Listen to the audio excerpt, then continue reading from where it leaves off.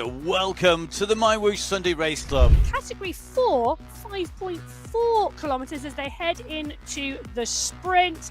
It's eyeballs out, and Pekarova is absolutely dialing it on the front. Montgomery out of the saddle. That breeze blowing the jersey in real life, and at the moment the pack are motoring, red chevrons everywhere. This is category 4 in the red, being led through at the moment. Catherine Tomkinson with the purple helmet just being overtaken here, I think, as we go through it. It's going to be Idzik who kicks through. Idzik should have the fastest time. She has at the moment. She's got that polka dot skin suit.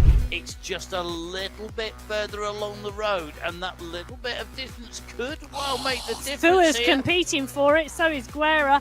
There's a big push here to see who takes the polka dot skin suit here. Guerra really pushing, big kick. The response there, and it is indeed Gabriela Guerra who takes the polka dot skin suit. She takes the climbing segment. Oh, there's a nasty little kick here as you come towards the top, and I'll tell you something, that's the polka dot banner signifying the end of the Vessel Rock climb, and they're side by side, Vanilla and Salgado. Who is going to take this as Bonilla comes just over the top? Got a couple off the back, off the front at the moment though, going through the Vessel Rock climb in the Category 1 races. Gabriela Guerra, Catherine Fua, Jacinia Menendez, Celine Colombi and Maria Holdcroft are all within 4 seconds. Look at the pack hunting her down. At the moment, big news, Natalia Idzik, who's got the climb jersey and has been climbing everybody off the wheels at 19 seconds, and she has to make that back on the climb, which comes up 47k. She's got a long way to go. Femke van der Vlie is the rider in Category 3. She's going to come over the line for the win today. She's going to be the first rider over the line on the Sunday Race Club. She's going to take the win in Category 3. It's been a superb race, and Femke van der Vlie comes over the line, your winner in Category 3. بسم الله الرحمن الرحيم. مشاهدينا الكرام، متابعينا في كل مكان، أهلا وسهلا بكم. رشا زيدان متواجدة السورية في هذه الانطلاقة في هذا اليوم، كانت متواجدة في الأسبوع الماضي ولديها العديد من المشاركات على تطبيق مايوش. نعم بالفعل انطلقت الفئة الثالثة والسرعات مع كيم بونيلا الآن ب 350 إلى 380. والأرقام والقراءات مع يوهانا كالمان. ما زالت هناك تشجيع أيضا لهذه المتسابقة اليوم في السباق 205 وتضغط في الزون الثالث. تأتي من الخلف وتنطلق إلى مقدمة السباق. من اللاعبة من هذه التي انطلقت هذه الانطلاقة الصاروخية؟ نعم بالفعل بريجيت فليشنسكي التي كانت بطلة السبرنت في الأسبوع الماضي. جابرييلا غويرا تصل وتنفرد بالصدارة الآن بعدما كانت بأجزاء من الثانية مع اللاعبة كاترين فوهرر. تظهر الآن جدارتها. فيمك توسع الفارق بثانيتين 2 كيلو على نهاية السباق. هل سوف تحافظ وتوسع الفارق المتسابقة فيمك، أم أن سوف تعود إليها مانويلا خلفهم بالثانية؟ أيضا المنافسة ما زالت مستمرة، تقترب إلى نهاية السباق 100 متر على نهاية السباق. فيمك هذه المتسابقة ولأول مرة نقول أنها فازت. نعم بالفعل سوف تفوز، سوف تدخل بالمركز الأول من الفئة الثالثة. فيمك هي البطلة، بطلة سباق العلا اليوم في المملكة العربية السعودية من الفئة الثالثة. هذه المتسابقة لأول مرة على تطبيق مايوش تفوز بالقميص الأصفر.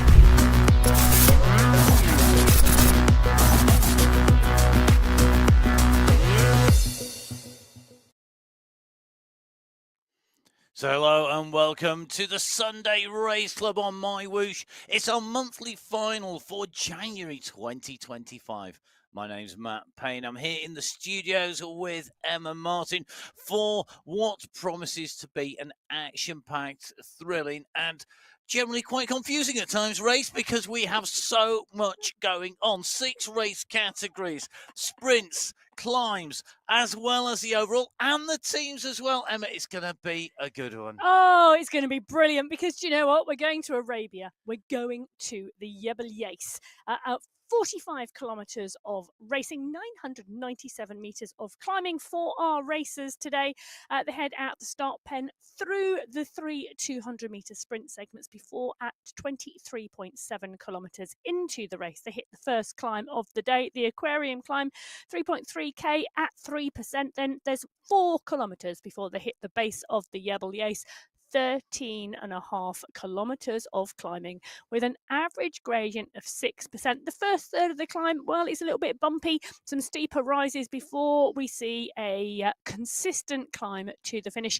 The climbing competition is going to be interesting because there's big points on offer for the Jebel Yais. It's a halt category climb. It is indeed an absolute beast of a climb. And don't let that scale fool you because, of course, that climb's so big, all those little bumps on the way, which are not so little, are going to test our riders. Okay, so our riders down on the start line are Category 6 riders away. First, they're in the purple jerseys. We've got 2 teams of 4 that are going to be able to qualify for the prizes. Intercontinental with Flores, Driscoll, Hadjuk and Arias, and the Wheels United squads. Ruby, Zidane, Tanguilon, and MyWhoosh. The other rider in that continental squad is Daniela Lodano transferring over there. The Dynamo Divas, well, they have Olga Prokofiev, but not going to be able to qualify for those prizes because you need 3 riders to count. More riders needed in Category 6 next month Indeed, in February. Remember, there are 7 sets of team prizes up for grabs. So if you are a new rider, you could be in this race. You could be collecting the prizes. You could be in our finals. You need to get on the qualifiers on Qualifier 1. It's time to go racing. It's our monthly final on MyWhoosh. First set of riders are go. We are away. Let's head out. Remember, this is a beast of a course. 45 kilometers of riding, 997 meters of ascent. We're in with Monica Hadjuk, who is at the moment leading them out with Lodano on her wheels, a teammate in there, and they need to make sure that they bring all their team with them. This is going to be absolutely key. Well, there is a bit of a push coming on the front from Monica Hadjuk at the moment, but interesting to see because this is a big race. This is a big finale to the month of January, and the pace is going to settle down very, very quickly, I think, and we're starting to see that as the groups come together.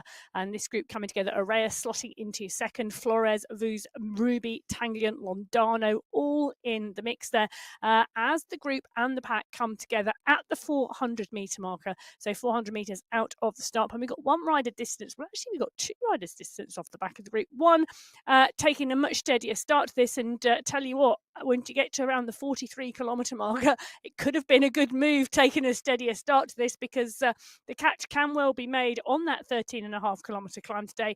Another rider just distance off the back of the main bunch, but we drop in with Rona Tanguilon and we can see their beautiful shot of the rider herself, but also the screen looking at the main pack that she's currently part of in that 7-rider leading group.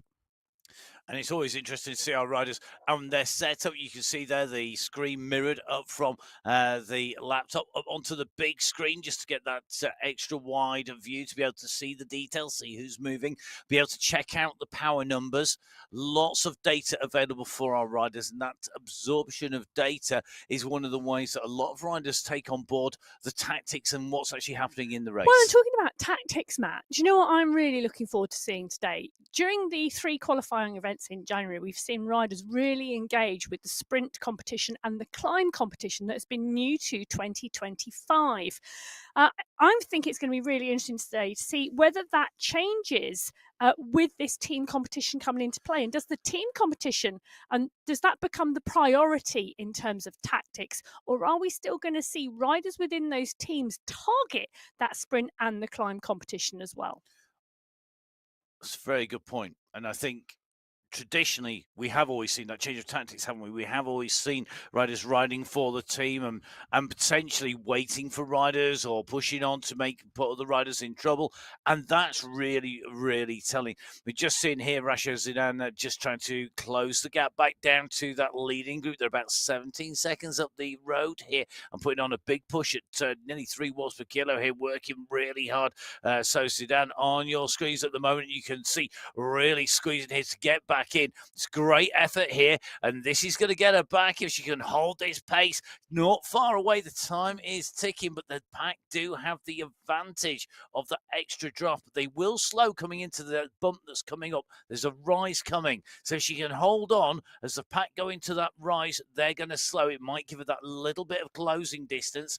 There are riders behind as well, though. Well, and we've seen riders close gaps by taking a steadier start and holding a consistent pace, and Zidane doing a great job here. Olga Proskayeva is the rider at the back of the pack. A nice steady race for her and a steady start, which, as I said earlier, with a 13.5-kilometre climb at the end of this race, well, she could indeed be riding the tactics of the day. So the 7-rider pack in Category 6, rolling well through the early stages of the course, coming up to the 2-kilometre marker of this 45-kilometre race. Rasha Zidane, the rider, closing down on the back of the group and trying to come back into the pack and doing a great job there at holding the gap.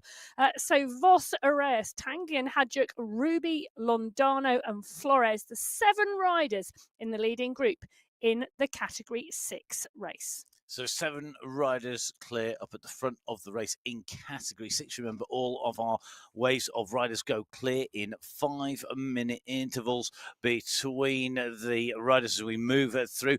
But remember, as these riders make their way in and through, there is a 10-minute gap between Categories 3 and 2. We'll see who's going to be up there. Let's move to our Category 5 teams. We have 3 teams of 4 racing here today. Now, the Cycle Chicks with Fiedler, Sudebeo, Gentili and Lloyd. We've got the Level Cinco, which is Solazano, Salgado, Chalbois and Meyer. And we've got Phoenix with Gerardo, Kirchner, Navies, Ferron as well. Kitty Hawk Racing represented by Hamilton. Let's see who's going to take this out. Category 5 are already away. Well, it's Jessica Hamilton on the front, and I'm not surprised there. She's taken sprint competition once this month. The other person to take the sprint competition this month is Isabella Giraldo. And for me, Matt, the 3 main teams in this Category 5 race field it's going to be a real battle today in that team competition to take the top step, because let's just take a look. The Cycle Chicks, Nikki Lloyd's had a 3rd, Amy Sudebayo's had a 4th. In the Level Cinco, Salgado's had a 2nd, Chalbois had a 5th, and in the Phoenix squad, Giraldo's had a 2nd, Ferron's had a 2nd, and Kirchner's had a 3rd. So really, really strong racing from riders in all of those teams. It's going to be so close who comes out on top in the team competition in Category 5 for January. And let's just remember, this is the first final where we've ever had 6 race categories. Indeed, and 7 teams eligible for prizes in each of our race categories.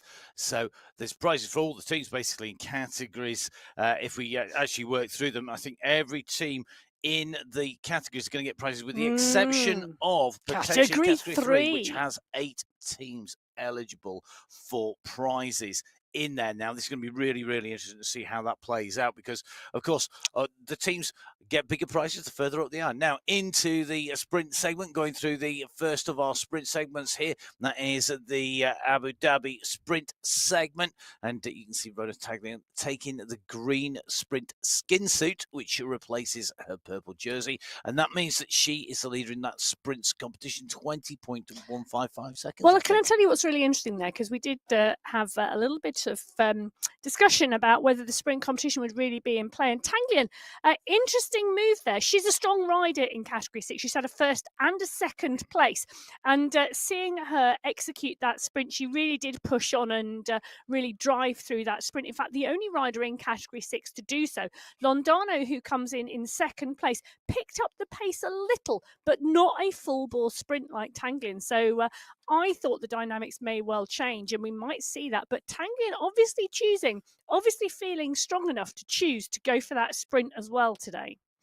And that sprint really is key. I mean, a bit like all of the prizes that are all paid out based on a verified performance. So the riders have to be able to have that dual recording, go through all the steps and checks. They get the riders in. Once they've done that, then they are up and riding and racing and able to take away the prizes. And the team competition prizes are scaled. Obviously, the biggest prize for first and the smallest prize for seventh within each of the race categories. For the segments, it's a prize for the segment. It's also a prize for the climbs and for the climbs overall and the sprints overall. So we have lots of different prizes on offer to the riders. We'll try and bring you all of the information on all of the categories in every single segment on the way around. And I'll tell you something, we're going to fail that one. Well, no, but I'll tell you something. We'll get close. I also have some really interesting numbers this month around the sprints and the climbs and about whether they finished in the top 5, whether they won the race, whether they were, there's been some really interesting tactics at play, and it's been interesting to see how it's rolled out. Now, Ferron in the mix here. Sandra Ferron on your screens at the moment. Just taking a drink at the moment. Hydration absolutely key, and a great example of pick up your water bottle early. Really good to see that there as we see her tightly in that category 5 pack. Now, we had said earlier on the Phoenix rider has had a second place this month, and that's really good to see. Now, what's been really interesting in category 5 and category 6, the 2 fields that are out on the course, every week so far we've had a different winner in the overall, the sprint, and the climb competition. Excellent. That's what I like to see. Sharing down the prizes. That's how it works. Okay, let's go on to category 4 here. So category 4 teams, we have the Cycling Warriors here. They are our only team of 3 riders. That is Barco Giuliano along with Pekka Kova. We have the Phoenix squad. They're a team of 4 teams of 4. Zulago, Geraldo, Lopez and Tomkinson. We've got the Lion squad. They're our team of 5. That's Maya Montoya, Wilhelm Zabala and Mongeli. We've got the pedal dancers. So those Valencia, Arias. We've got Corrales and Chukowicz, the pedal queens with De Grazia, Schultz, Kokkonen and Howeiler, and the sweet mixture squad, Fink, Warren, Bago and Idzik.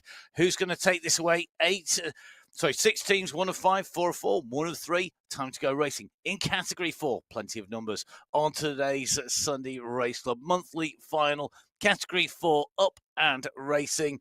Who will take this away? Emma, this is a strong race field, and it is the first of our traditional race categories that we've had previous to 2025 when we've seen the increase to 6. I mean, we have run them 3 categories before, then we went to 4, now gone up to 6. Category 4 has traditionally been actually quite a tough category, and the numbers have swollen, haven't they? They have. We've got 25 riders on the start sheets today in this monthly final, and we're just seeing a little push from one of the riders onto the back to make sure they're back in the group, and they are indeed. Great job out the start pen.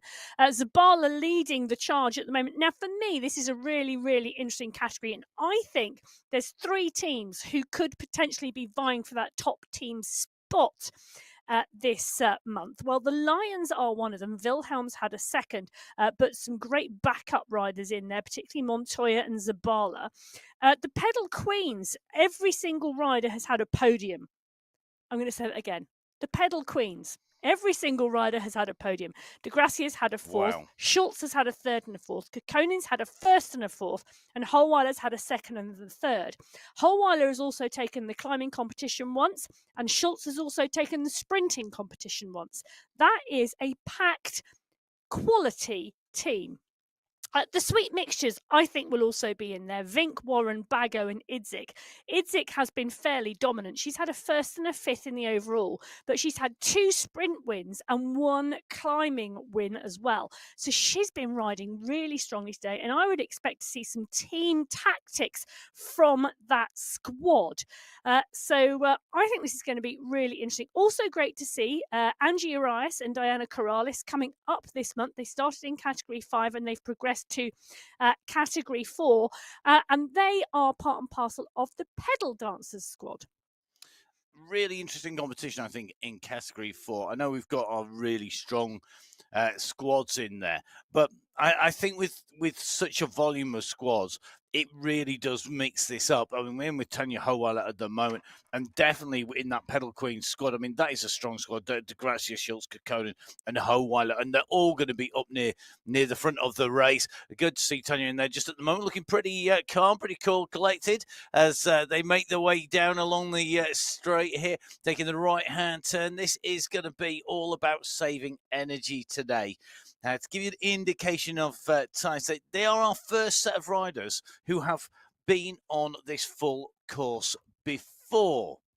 So the first set of riders who've been on this course before, whereas categories 5 and 6 have not yet raced on this course. So they have no times for the Yebble Yace. Well, they hold do on. for the Aquarium Climb. Hold on. They may have a time for the Yebble Yace, but the 35-kilometre course where it was not as long. Indeed.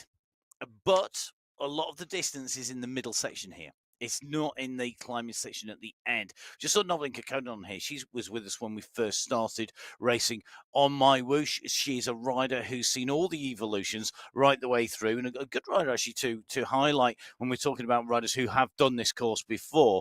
To give an indication of how tough our course is today, the Aquarium Climb, the time for that, the course record for that in category 4, 4 minutes 19. With the slowest time up there, 13 minutes 47 in category 4. The Yebble Yace, the fastest time in category 4, the course record in category 4 is 25 minutes 50. With the longest time, 1 hour, 38 minutes, 18 seconds.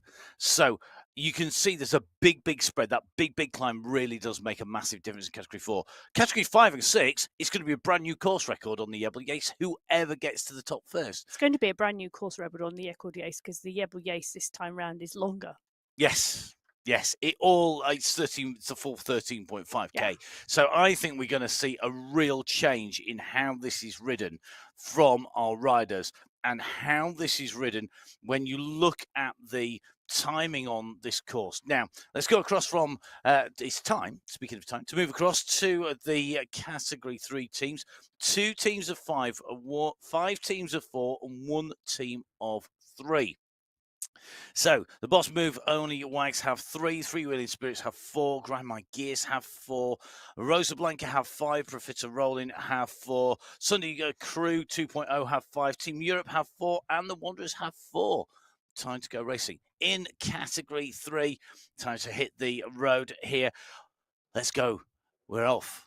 Time to hit the unknown 45 kilometres of the Yebble Yace course. All I can tell you is this category 3 race is going to be cracking. 37 riders, 8 teams, and 5 of those 8 teams have placed riders already this month in the qualification races in the top 5 overall. So it really is going to be really competitive. Goodall, McLeod and Claret on the Boss Moves Only WAG squad, but the Freewheeling Spirits, Gemma Daniels has had a 4th place. Grind My Gears, Stefani Piccolo's had a 5th. In La Rosa Blanca, Catherine Montoya hasn't taken a top 5, but she has taken a sprint competition win. Leah Sophie Rame from the Profita Rolling squads had a 4th. Team Europe, mind you, every single rider has had a top 5 place. Anna Embering's had a 1st, a 2nd and a 3rd and taken every climbing competition this month. Femke van der Vie has had a 1st and a 2nd. Julia Montgomery's had a 5th and taken 2 of the 3 sprint competitions. And Julia Walkenhurst has had a 2nd and a 3rd. Team Europe, well, everybody's going to be gunning for Team Europe today. Just as an aside, also, Kim Bonilla has also had a 4th place this month from the Wanderers. So it could well be a great competition. But for me, Team Europe, well, they are obviously the team to try and beat. But that doesn't mean they're impossible to beat. Not at all. And it may well be it is going to be one of our Antipodean riders who's able to do so. Just in with Brittany Litton here from the Wanderers squad. A real mixed team. 2 riders from the Philippines, 1 from New Zealand, which is Litton, and 1 from Colombia in Carolina Alze. And still a very strong squad. Bonilla, Alta Marino have been on great form through the summer. Yeah. They are riders that are really good at targeting events, I think, because we see them doing that on the road. We've seen them do that in things like the World Championships when they rode strongly as a Philippine squad. I think it could be really interesting to see how that plays out, because taking 2 from that squad into the team really may well work to the advantage of the Wanderers. Yeah, I don't disagree with you at all. And I tell you something, what I'm looking forward to is seeing Stephanie Briggs from the Sunday crew race without having raced the Echelon Racing League on the Saturday before. Yes, because of course this is the first time we've had a six category race without the Echelon Racing League for it. So it's going to be really interesting to see. Now we're in with Leah Sophie Ramat at the moment.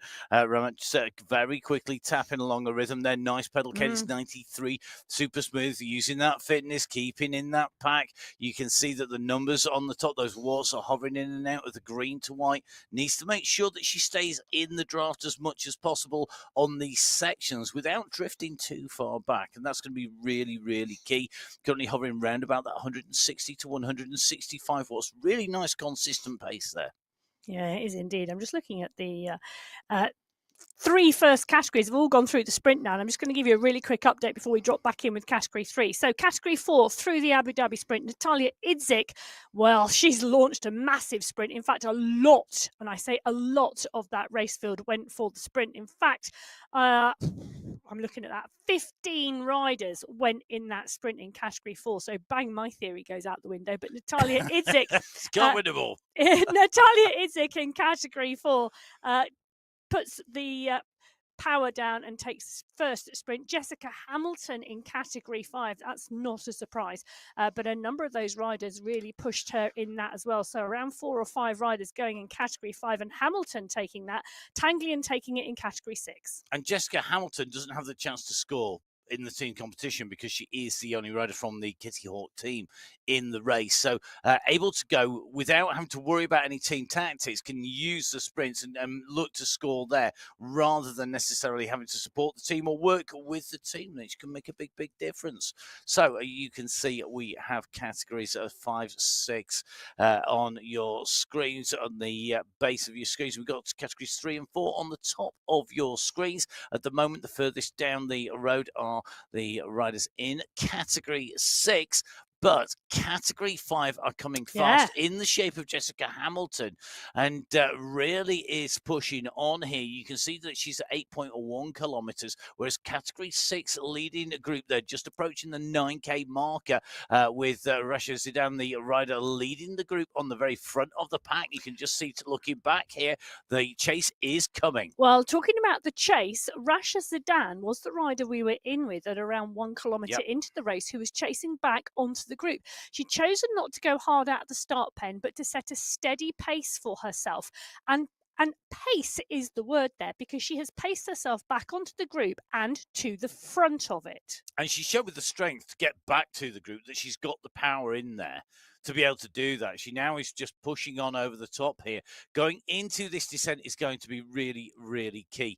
Get the pace up. They've got riders distanced off the back, but they need to think about who is in there from the team. Now, back into our sprints as we come in and through. You can just see that we've come through the final sprint banner, through the end, because the power has come off. The throttles have been closed down. The sprint jersey has gone to Valentina De Segna, who was another rider who rode right the way through that Echelon Racing League. Very strong on the Racing League on a Saturday normally. Now we're into Sunday Race Club without it on the finals. Look at her now. She is looking like she is targeting those sprints on the way through as well.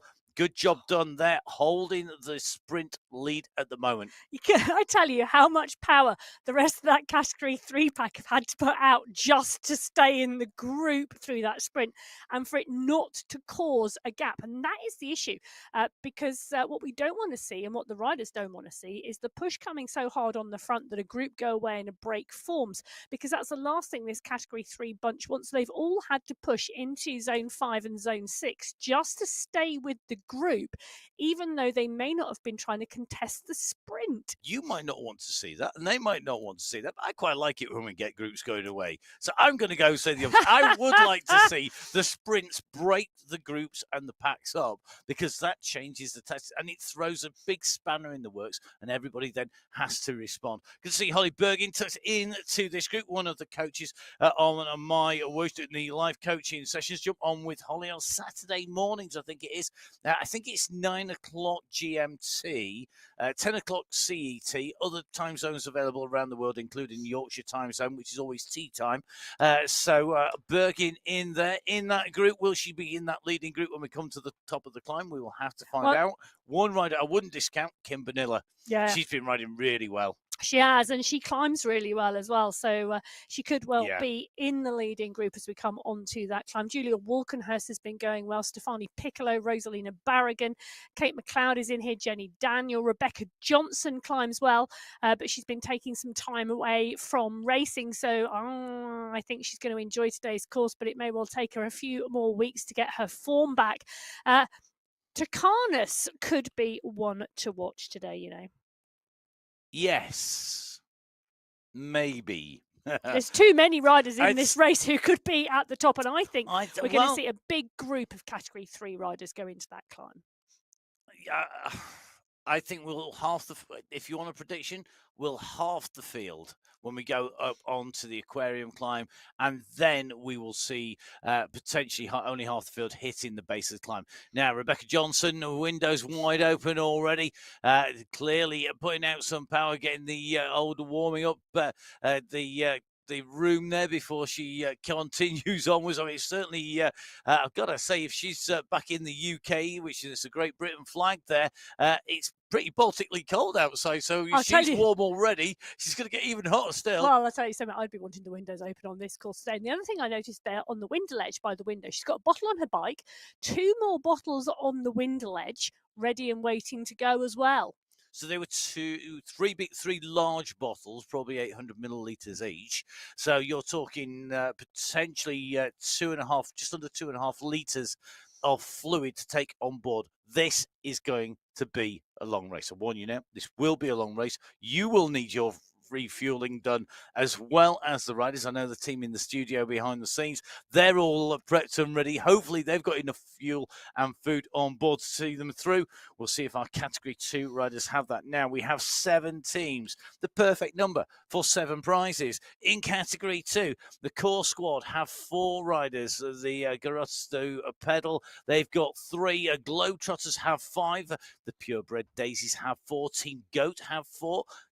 The Velo Valkyrie have 4, and the Velocity Vikings have 4 riders. 1 squad of 5, 5 squads of 4, 1 squad of 3. It's going to be really interesting to see who picks up top spot here today in Category 2. As soon as we get up and away out from the pens, we'll keep an eye on them getting out from the pens, and we'll run through who's in which team. It's time to go racing now. In Category 2, our penultimate race category, are away onto the course here in the Jebel Yais in Arabia on MyWhoosh on the Sunday Race Club monthly final for January. Okay, time to go through the team riders. In the core squad, we've got Kalman, Kokolowitz, Field, and Giovanni. The Garatas do pedal Beltran, Koistonen, and Kasani. The Globetrotter squad, Wagner, Gonzalez Rue, Prado, Jaramillo, and Vittori. The Purebred Daisies, Eck, Stevens, Piakuma, along with Hill. We've also got the team Goat, Alze, Osterby, Denton, Sanchez, and Kasani, who's moved down from that squad. Velo Valkyrie is Haag, Nyquist, Martinez, and Manchandi. And the Velocity Vikings, they are Svarstrom, Trudin, Karamani, and London. Emma, they are all immense squads. They are indeed, and Joanna Kalman's on our screen at the moment. Kalman, part and parcel of the core squad. She's had a 4th and 2 5ths this month. She is on form, and I think in this race field it's who can take the core squad, because Kalman is joined by Kolkwitz. She's had a 3rd and 2 4ths. Sophie Giovanni's had a 2nd place as well. Matilda Field is part and parcel of that team too. That is going to be really, really interesting. And of course, we have to say congratulations to Sophie Giovanni. She took the French title yesterday. Congratulations. So a new national champion. Chapeau to Giovanni. I think that could be the squad to watch today. Dana Wagner has had a 3rd and a 5th, part and parcel of the Globetrotters squad. Jenny X had a third purebred Daisy squad. Pia Kuma has also taken the sprint competition once from that team. Svardsson and Tridden in the Velocity Vikings have both taken a sprint competition. And if you're wondering who's taken all the climbs, well, that's Tiffany Penner, and she's gone up alongside Camilla Olberg and Bridget Falensky to Category 1 this month. There you go. New French champion. Oh, right, okay. Fantastic. So Giovanni, just currently transferred to Italy. I could just see Emma's face going, oh, yes. We move on quickly. That was the wave I just got thrown over the studio. Sophie Giovanni in a traditional spot here with the window up on top. We do try and keep a bit of a memory for where our riders are and what they're up to. So Giovanni at the moment just tapping away, just refueling, hydrating, nice and early into the ride already, having covered 1.5 kilometres. Now, Carolina Kokolova, it's the rider we're in with at the moment. Definitely a rider to watch in this race field. A rider who could well be up in the battle. Really interesting to see that she's alongside Kalman on that core squad with Giovanni and Field as well. Beltran and Koistonen and Kasani, I think is going to be a really interesting squad together. We'll see whether they can mix it up. I do agree with Emma, though. The Globetrotter squad are the team to beat here because of Wagner, because of Gonzalez Road, because of Prado, along with Jaramillo and Vittoria. I think that's going to make it a very, very difficult squad to beat. I don't see that is going to be very easy for anyone. I think they're going to need to really put the pressure on. However, lots of these riders, I think, are going to do something that just a little bit different today. We may well see that little bit. The team tactics can really shake things up, and that is going to make a difference. The riders at the moment in Category 2, you just see Ursula Kasani, the rider on your screens, and the avatar that we're following at the moment, the rider who's with to the Garottas do Pedal squad. Kasani, the Lithuanian rider, who's based, I think, if I remember correctly, in the UAE at the moment. Just on her way down, heading out and away from that start at 2.5 kilometres as Category 1 are readied in the pens to go. This is the top of the tree. These are our elite riders. Category 1 teams. We have 6 teams, 2 teams of 5, 2 teams of 4, and 2 teams of 3. Our block International have 5 riders. Hermansen, Holcroft, McCarthy, the world champion Soderstrom, and Larson. We have the Cat 1 Outcast, a team of 4. Filensky, Alberg, Nordin, and Penner. The fully calibrated squad have 4. That's Engstrom, Gallegos, Van Schuur, and Sidlik. And the Supernova squad, one of our 2 squads with 3 riders, Van Hove, Tomasi, and Bassoni. Now the Sweat Sensations, that is Velt, Fua, and Bruni, a team of 3, but a very strong team of 3 as well. And we have the Thundercat squad, 5 riders. Currently the rider on form, Gabi Guerra, Jessenia Menenzes, Kristen Kolchinsky, Marlon Bjarhead, and Celine Columbi, who's also on form. Wow. Our riders away, Category 1 off on racing. This is going to be a blast. I'm not sure where the team prize is going to fall, because I think whilst the Ablock International squad have the world champion, who's resplendent in her white jersey with those rainbow bands on at the moment in the squad, she's going to need to get a gap because of the strength of the Thundercat squad in depth. Well, yes, but can I just say, if there's a course that's going to suit Kate McCarthy, it's the Yebel Yace. However, I do know that Catherine Fua has gone and ridden the Yebel Yace in real life. So yes, she will indeed, know what this is all about, and she'll have ridden it. And she's on a strong squad with Mel Bruni and Amelia Velt. And I think the Sweat Sensation squad could throw a real surprise in here, even though they've only got 3 riders. Well, I think there are 3 teams in this today. Ablock International, McCarthy has had a first. Soderstrom's had a 5th, Holdcross has had a 5th. Catherine Fua on our screen at the moment, part and parcel of the Sweat Sensations, has had 2 seconds and a 4th this month. She's been really consistent, and that's been great to see. Bruni, her teammates, had a 5th. In the Thundercats, Guerra's had 2 firsts and a 2nd. Menendez has had 2 thirds. Bjarhead's had a 4th, and Columbi's had a 3rd and a 4th. So they are really strong. So for me, Ablock International, Sweat Sensations versus the Thundercats is going to be a great race. The Category 1 outcasts, can I just say, Felensky's taken 2 sprint competitions this month, coming up from Category 2 in week 2. So she's come up and she's put the hammer down in those sprints. Alberg's come up and Penna's come up, who took all the climbs in category 2 this month. And I mean, the name says it, doesn't it? They are the riders who've just come into the category, and yet they have all shown that they have the ability, the talent, and the speed. And I think it's just about for them getting it together this race and really nailing it this race. Yeah. Because I think they could, again, if you only need one of the riders on and one of the other teams just not to fuel up on such a long race. Any mistake by anybody in any team is going to cost their team dear. And riders who just moved up in the category who get it right could well profit and overtake them, This and race, maybe scalp a few this of the race is big not riders. over until you cross the line. No. Anything can happen in that last 5 kilometers on the climb. You're right. If you've not got your fueling strategy right, if you've not got your hydration strategy right, if you go too hard in the sprints early on, anything could put you into the red and put you in danger on that climb. And for me, that is really interesting. And just to mention, Cat 1 outcasts, Gabby Nordin, who's the 4th member of that squad, obviously came up into Category 1 in December. So all 4 of those riders joining Category 1 in the last 8 weeks. And they're going really, really well. I mean, Gabrielle Nordin on your screens at the moment, definitely a rider who can go well. One of the things I think that's really, really telling here is that if you go hard for, say, the Abu Dhabi sprint, which these riders, will want that prize or want that premium prize for the sprint, it's at 3 to 3.2k into this race route. It's 45 kilometers, but it's on the flat. We've got a long, relatively flat route until we hit the first of the categorized climbs at 23.7k. So if in the first 3k you sprint and get dropped because you go too hard, and you get dropped out at the back because you go too far into the red, you are not going to see the front. And the same is true. Go the right power, you'll find yourself with time to recover, but it's going to be really critical. And that's true of all of our categories from category 1 to 6. Category 5 on our screen now. Well, they are indeed, and that's because they are about to catch the front of the race field. They're at 15.9 kilometres into the 45-kilometre race. Nikki Lloyd, Rona May Joy Mayer and Isabel Giraldo all on our screen. We're dropping into the pain caves with them. Fans are rolling. The riders are concentrating. They're at the front of this category 5 race, and take a look. 4 riders ahead of them, and those are the 4 riders leading the category 6 race.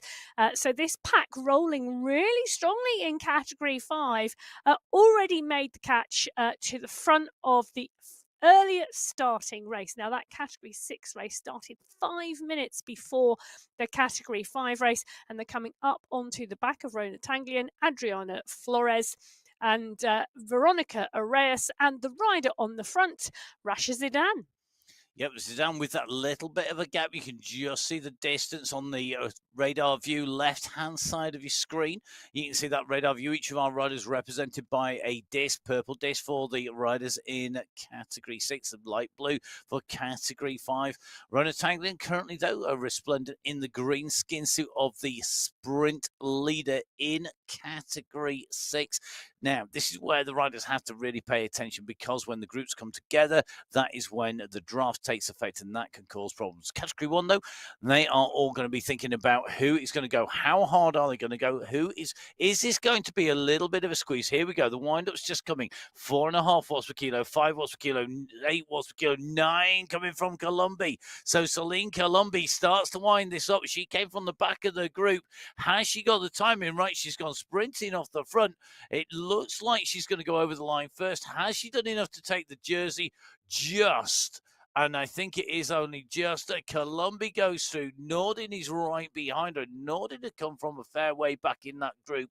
One rider off the back of the pack who did not go for that sprint. And they need to be careful now, because if this group continue to squeeze, they're going to be in trouble. Well, can I just tell you how steady a pace that was? Gabby Nordin finished 2nd in that category 1 sprint, 66th fastest time. Yep. The fastest time set by Celine Colombi puts it in 31st. That was a conservative sprint from category 1, but Valentina de Senya takes the fastest time overall in the Abu Dhabi sprint. The category 3 rider, 14.559 of a second. Sarmiento Simpkin, Idzik Gonzalez Rua, La Triglia, Carolis, Stevens, Nyquist and Haag rounding out the top 10. Really interesting. The category 1 there, you saw them wait and wait and wait and wait and only just do enough to go through a properly professional attitude. And that's exactly what you need to be doing. Really, really smart riding from the category 1. Unfortunately, they have dropped a rider, and that rider is now in trouble because they need to get back on the pace. Now, Rasha Sedan, the race leader, has been holding the front of the race. She's about to get joined by category 5 coming up onto category 6. We will see just what she can do. Can she jump in with this group? I think she's just trying to lift her pace. She's going to try and use this group. But Veronica Arias has come up with this group as well. So Arias is in there. I think we've got at least one more, if not 2 more category 6 riders who've managed to jump in with the category 5 leading pack. This is to the good for them if they can stay with it, because they are going to take it. It's Flores who's come through. So Flores and Zidane and Arias at the moment from category 6, trying to hold the category 5 group, which have become the race leaders. So the very front of the race on the road are here, but we're now going to come into our next sprint. We're at 18k here. 18.2 to 18.4 is the Future Museum sprint. This is the start of that sprint line, and this could shake it up, because if category 5 go for this, they're going to be in trouble. Meanwhile, Rona Tanglion is looking to try and maximize her points. She's holding the points leaders jersey, the sprint leaders jersey, after 2 sprints. This is the final sprint. She needs to maximize her points. If she keeps squeezing, she will get there, but look at the pace that's come on the front, and it looks to me like Arias is kicking to go through with this leading group. That's going to give her a fast time in category 6. Category 5, they went through super fast. Geraldo has taken that jersey. Arias has the skin suit at the moment. We await the arrival, though, of Tanguilin. Will Tanguilin have enough points to take that back? I think she's just done that.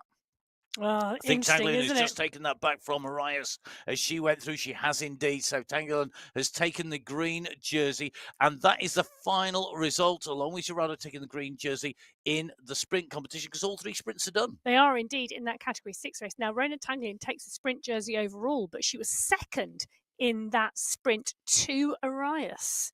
All about the points, cumulative points added together. Indeed, and Arias with that taking the segment win, takes the segment prize, but the overall going to Tanguilin. Tanguilin not able to benefit from any group drafts because she was distanced off the back of that pack. Staying in the draft, staying in the group, so critical. Great riding by Arias. Not quite enough to just snaffle that jersey away from Tanguilin. Now, we're back in with category 2. Remember, 6 categories on the road. Number 1 is our elites. Category 6 is our standard level riders. Megan Stevens in category 2, 1 step down from those elites. Currently on the front as they've come up over this little climb. This is not a categorized climb. It's still going to hurt. It's still going to make those legs sting, but not categorized in the big scheme of things today with the Yebo Yes and the Aquarium climbs. Not categorized, but enough to change the racing. And this is where having ridden on the course, having ridden and raced in Arabia really pays off, because you know under race conditions just what these little hills do. It's okay riding them. It's more important to race them. Well, this is really interesting for me because Megan Stevens has gone off the front of the group, part and parcel of the purebred Daisies squad with Eck, Hill and Kuma. It could be some really interesting team tactics here. You know, there's a big, look at that pack behind. I don't want to do the Jaws theme because it's just coming down the hill behind Stevens. But Stevens pushed on. That may well be looking for a push behind from the group, but nobody wanting to do the chasing, which is really interesting. Now, the rider near the front, or almost on the front, Dorothy Gonzalez-Rur, of the Big Globe Trotters squad, I think there's a degree of pushing it to the big teams here. Nyquist has decided, I'm going to go across this gap. Megan Stevens has gone down the road. I'm going to come across to make this gap. The Vela Valkyrie very quickly closed down by Dorothy Gonzalez-Rur here of the Globetrotters. Remember, the Globetrotters squad, potentially the favourites in this race. And I think maybe being pushed to do the work. Wagner, Gonzalez-Rur, Prado, Jeremilla and Victoria in the Globetrotters squad. Nyquist put that dig in there from the Vela Valkyrie. You can see her on your screens. She'd look to maybe go across that gap, maybe just bring back one of the challengers there. Stevens, the purebred Davies, I think daisies. I think maybe taking a little bit of a punt down the road, break the racing up here. We will see who is going to take this out, who will take the win. At the moment, this group continued to push one rider away down the road, and that is still Megan Stevens of the Purebred Daisies. She's got the gap on this group. All these little skirmishes behind at the moment, not changing the makeup of this group as we move from Category 2 to Category 3. The Category 3 leaders already catching riders in Category 4, Embry, Montgomery and Walkenhurst on your screen as we go on to this little riser. You can see the riders getting out of the saddle. Embry and Montgomery have done that. Walkenhurst able to sit and stay seated in that group.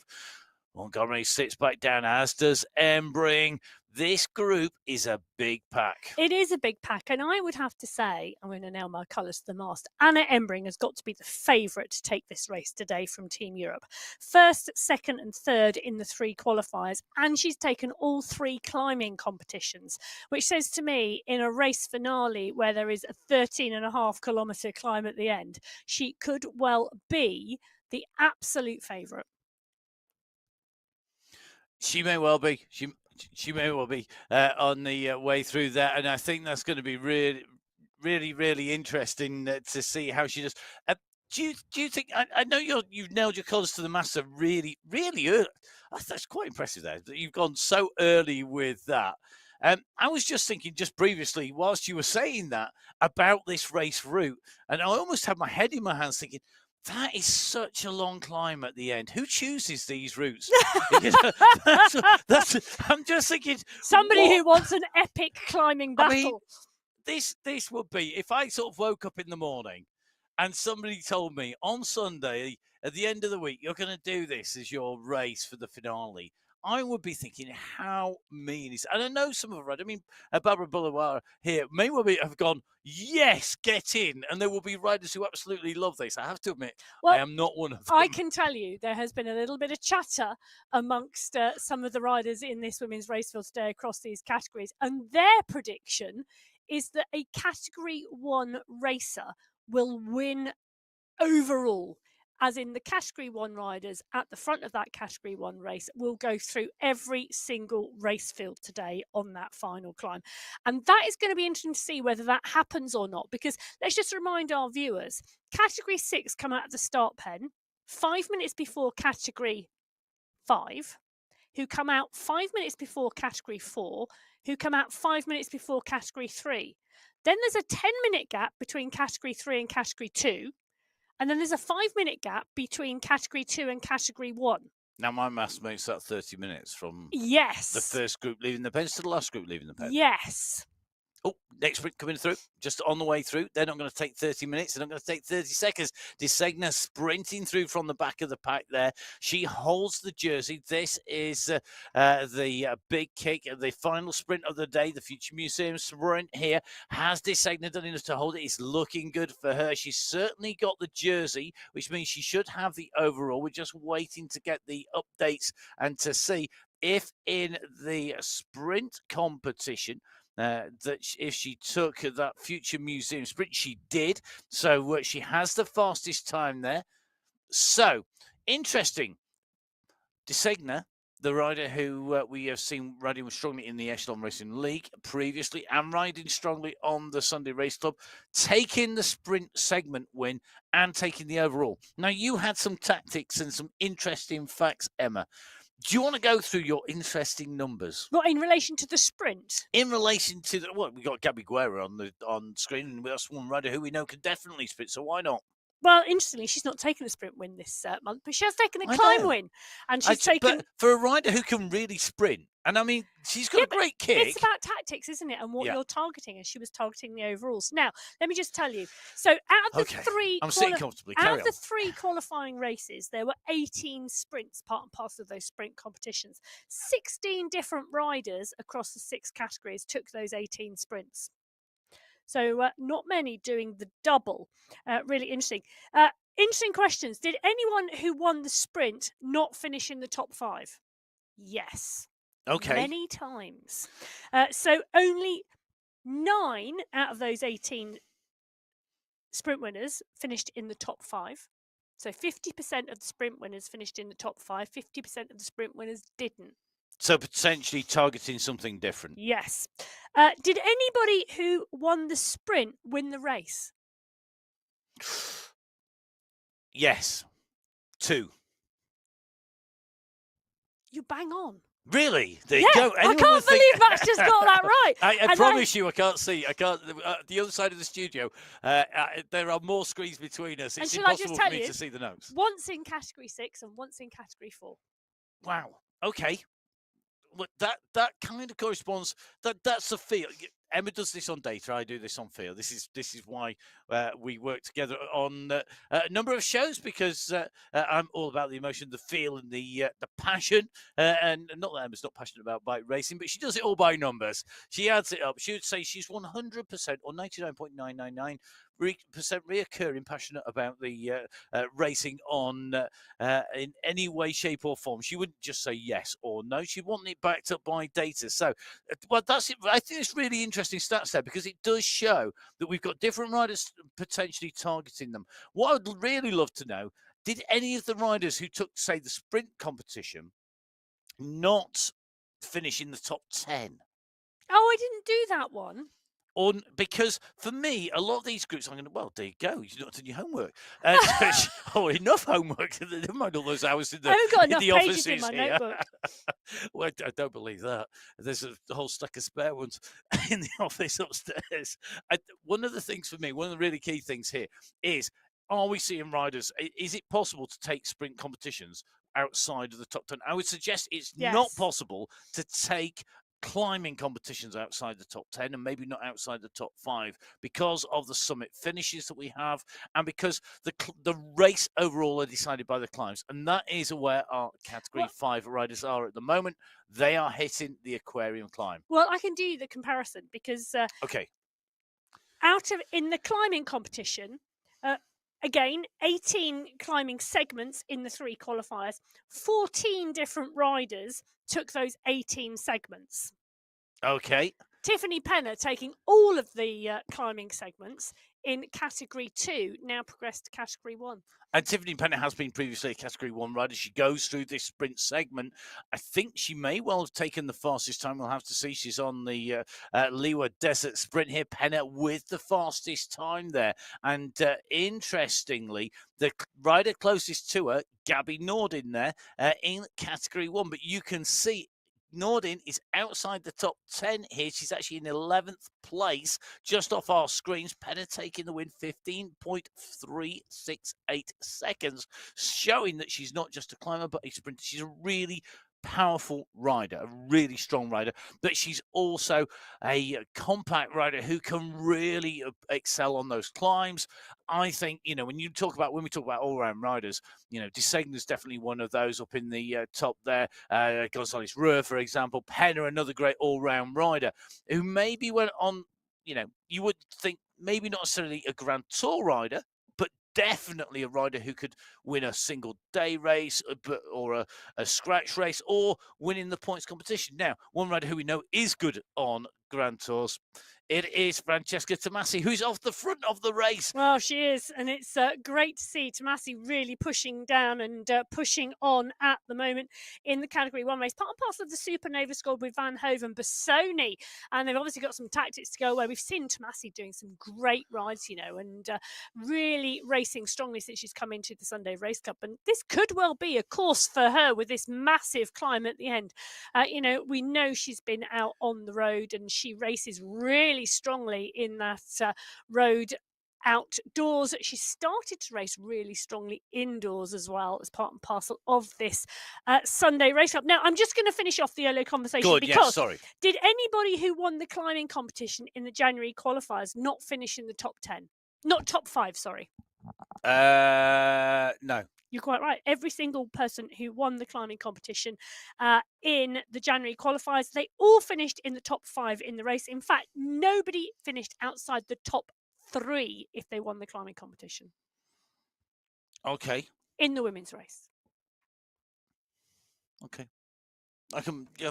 I'm not. You can't argue with stats. Well, you can, but This lies down lies the statistics, but I think those. Don't, because I'll tell you my favourite one if you. That's. I think I have to say it doesn't surprise me because the climbs are so instrumental in the shake-up and the makeup of the racing, and it's not like we've got stages that are 7 or 8 hours long where there's time to pull people back after hour of the breaks after a big climb. The climbs are often towards the end of the stages, so kind of It was quite an easy guess by me there. Now, Italia Idzik, a rider who's had to chase on. She had to chase from the start in Category 4, making her way into the group. They're currently at 24 kilometres already. 24k, so over half race distance. And more importantly, they're on to the aquarium climb. This is a 3.3 kilometre climb. It is 94 metres of elevation. Average gradient is 3%. It's a fairly steady climb. But the kicker at the start, just that little bit steeper before we go in under the tunnels and in underneath the water. Well, and they're also about to come on to the leading packs in the Category 6 race, because the next 3 riders ahead of them are indeed the top 3 in the Category 6 race. So the Category 4 leading pack on the right-hand side of your screen about to start working their way through the leading 3 in the Category 6 race. The Category 3 race pack on the left-hand side of your screen, it's huge.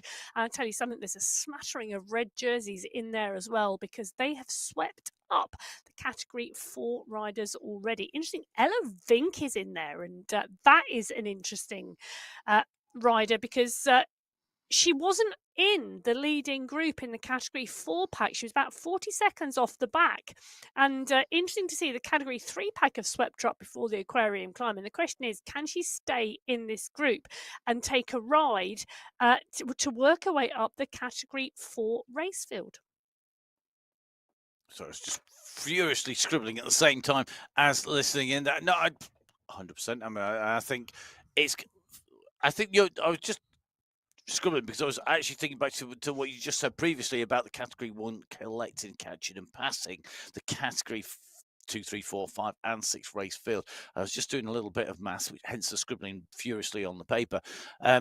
And I do think it's going to bring all these riders groups together. And I think we are going to see them all go past. And I think we may well see them ending up in categories 1, 2, 3, 4, 5, and 6. Actually, on the road here, just doing some really basic maths here, which is dangerous. Some basic math. Okay. Yeah. Well, Anna Embring is on our screen at the moment. She's on the climb at 24 kilometres into this race. This is the aquarium climb. This is Category 3. And Embring, who has led that climbing competition in Category 3 throughout January, right up at the front of the pack with Julia Montgomery, Catherine Montoya, Van der Vie is there as well.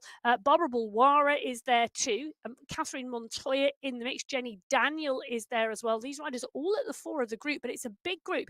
And just looking on the graphic on the bottom left-hand corner of your screen, the Category 4 dot has gone over the riders in the Category 3 who have just dropped off the back. So there you go. Oh, just changed beautifully colours as I was talking. You can see 1 or 2 riders in that Category 3 pack who went into the base of the aquarium climb together now off the back of the group. But the group, look at that, starting to get a tail on the group as well up this climb. And it's not particularly steep at the moment. It's just around 3%. But there's enough of a push. Look at Montgomery's numbers. She's pushing strongly on the front. They really are trying to motor here. So the Team Europe really starting to push on the front of this Category 3 pack, and seeing damage on the back of the group. Well, Hadlock on our screens at the moment, part of the Grind My Gear squad. Angel Hadlock right in the middle of this group. She's again to the fore of the pack with those riders from Team Europe. And you can see the work and the effort, the look of concentration to stay in the group, because this Category 3 pack is really pushing on up the climb. They need to really squeeze, so because this is key. Get distance here, it's game over. We might be over half race distance on this climb. There is a 4 kilometre, almost just a pure run down, no major climb, but we quickly go in to the base of the final climb from the summit of the climb on the aquarium climb. Corral is at the moment in Category 4 with that gap 9 seconds back to the group led by Howeiler and Tomkinson. They are leading the charger behind. Remember, Corrales riding strongly here, going to be looking to get as much time as you can in for that pedal dancer squad. Valencia arriving Elias and Zikowicz, the riders in the team with her. They're not on the front. They're going to be hiding in that group, trying to save their energy, making sure they've got some strength left. Meanwhile, Megan Stevens in category 2, she's still clear. 22 seconds gap. We're seeing solo attacks. We are seeing speculative moves. This is not usual for a team competition Sunday Race Club final. It's not normal. Well, it's great to see, I tell you. It's brilliant to see these riders prepared to have a dig, have a go, and maybe just shake this up. And I think in part that is because there is more chance of doing something really random on a longer race. Well, and I also think, you know, the purebred daisies, when you look on paper, you think, oh, Jenny X had a 3rd place. Pia Kuma's won one of the sprints. They've got some strong riders. You got Philippa Hill, who was super strong but moving up into category 2. Yeah, but she's moved up into category 2. She's a strong climber from category 3. She's moved up. But when you look at it on paper, you think it's Globetrotters versus Core for the team competition, with maybe the Velocity Vikings in there as well. But purebred daisies have obviously got a plan, and the plan involves putting Megan Stevens up the road and just seeing what happens. She's got 32 seconds now on the chasing group. Brilliant. I almost think it's great if you were a rider who is not great on those really long climbs. You could go, and you know you're going to go okay on the aquarium climb, but the Yace is just too long. Go down the road on the run in, on that long run in to getting into the aquarium climb. Sit at a pace that you're comfortable with, that you can hold, and rely on the teams behind to just be mucking about and nobody really wanting to push until they get to the main climb. Get yourself some sliding room for that final climb, and you could set yourself up really, really well. It's a gamble. Well, sometimes fortune favours the brave. Well, you've got to hope so. I clearly wasn't brave enough because I was never fortunate enough to take as many race wins as I would have wanted, that's for sure. Well, this category 3 pack are coming up on the 2 riders in purple. Those are the 2 leaders in the category 6 race. They are, and at the moment, category 3 are going to go over the top here. They're trying to head up towards the front. Meanwhile, right-hand side of your screen, Corrales goes over the top here with the fastest time in category 4. Interestingly, Schultz right on her heels here. Schultz has come up and across. So we've got Corrales and Schultz. Then it's to Grazia, Kekkonen, Howile and Wilhelm, or the usual suspects on the front there as they go over the top of the climb in category 4. There are a number of riders who have been distant, Zabala amongst them, and this group of category 3 leaders are going to start to see these riders repeatedly as they go over. You can see the damage that's being done to this group. You can see the riders on your screen dead and center. You can see on the radar screen we've got at least 3 groups, if not 4 or 5 groups now, with riders distanced off the back as we come to the top of the climb. The push is on. Van der Vliet, who rode so strongly, taking away victory previously, now squeezing. Embry trying to get onto the wheels. You got Montgomery, Vasquez, McAlpine, Montoya, all trying to hold the wheels here. But Van der Vliet, she wants to take away the points. Remember, there is the points for the climbs competition. There is the climb overall competition. These are for money. This is important. This is for prizes. This is for prestige. It's not just bragging rights anymore. This is a change that's been made to the Sunday Race Club, and this is a sprint just to get that prize here. Big push to the line. Van der Vliet goes through. Emery goes through. Behind, they are in all sorts of shades of pain here behind because it's a long, long line coming over the top, and this is where the gaps are going to open. Get in this group, get in there, and get yourself into the finale. Don't make this group. You're out of this race. It's game over. Well, I'll tell you something, Anna Embring just squeezing on those pedals to take it from Van der Vliet. Montgomery, Walkenhurst, Vasquez, Bonilla, Hadlock, Bulwara, Miller, Altamirano, Montoya, McAlpine, Ramett, Daniel McLeod, Takanas, Esler, Briggs, Piccolo, Desenia, Carolus, Lennon and Lytton, Bergin, Goodall and Goria, all through. 26 riders in that category 3 race. One big crew coming through. Interesting. Now, how many riders in the front of that group? 26. Yeah, my prediction of about half the riders at the top of the aquarium climb is not quite there. It's 26. More than half. It is more than half. It's about 2/3. Yeah. Yeah. Yeah, I'll take that as I'll take the hit. Are you on that going to one. take that? Oh, I'll okay. take the hit. I'm not taking. I can't take that as what I could try, but I'm not gonna get away with it. Now you can see on our screens we've got categories 1 to 4 on your screens. Category 1 at the moment, the last rider set out from our pen.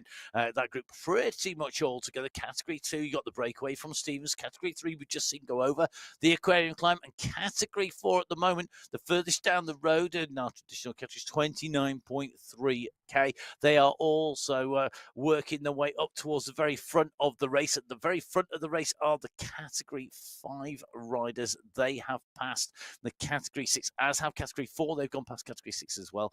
Category 4 closing in on the Category 5 riders. That gap between them, well, it's currently sitting, I think, around about the 15-second marker. But Category 4 is blown apart here as we come in. And remember, the climb starts at 31k.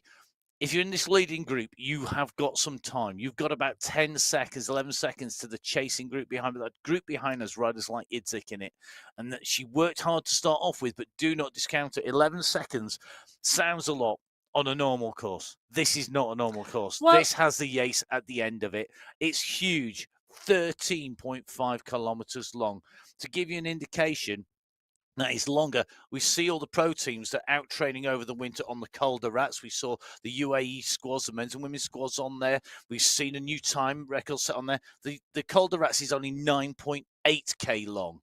The riders in the Pro Tour are testing themselves on that. It's the same gradient. It gives, to give you an idea, the length of the climb they're coming into is the same length as the Alpe d'Huez. That is how long this climb is. It is a monster of a race route.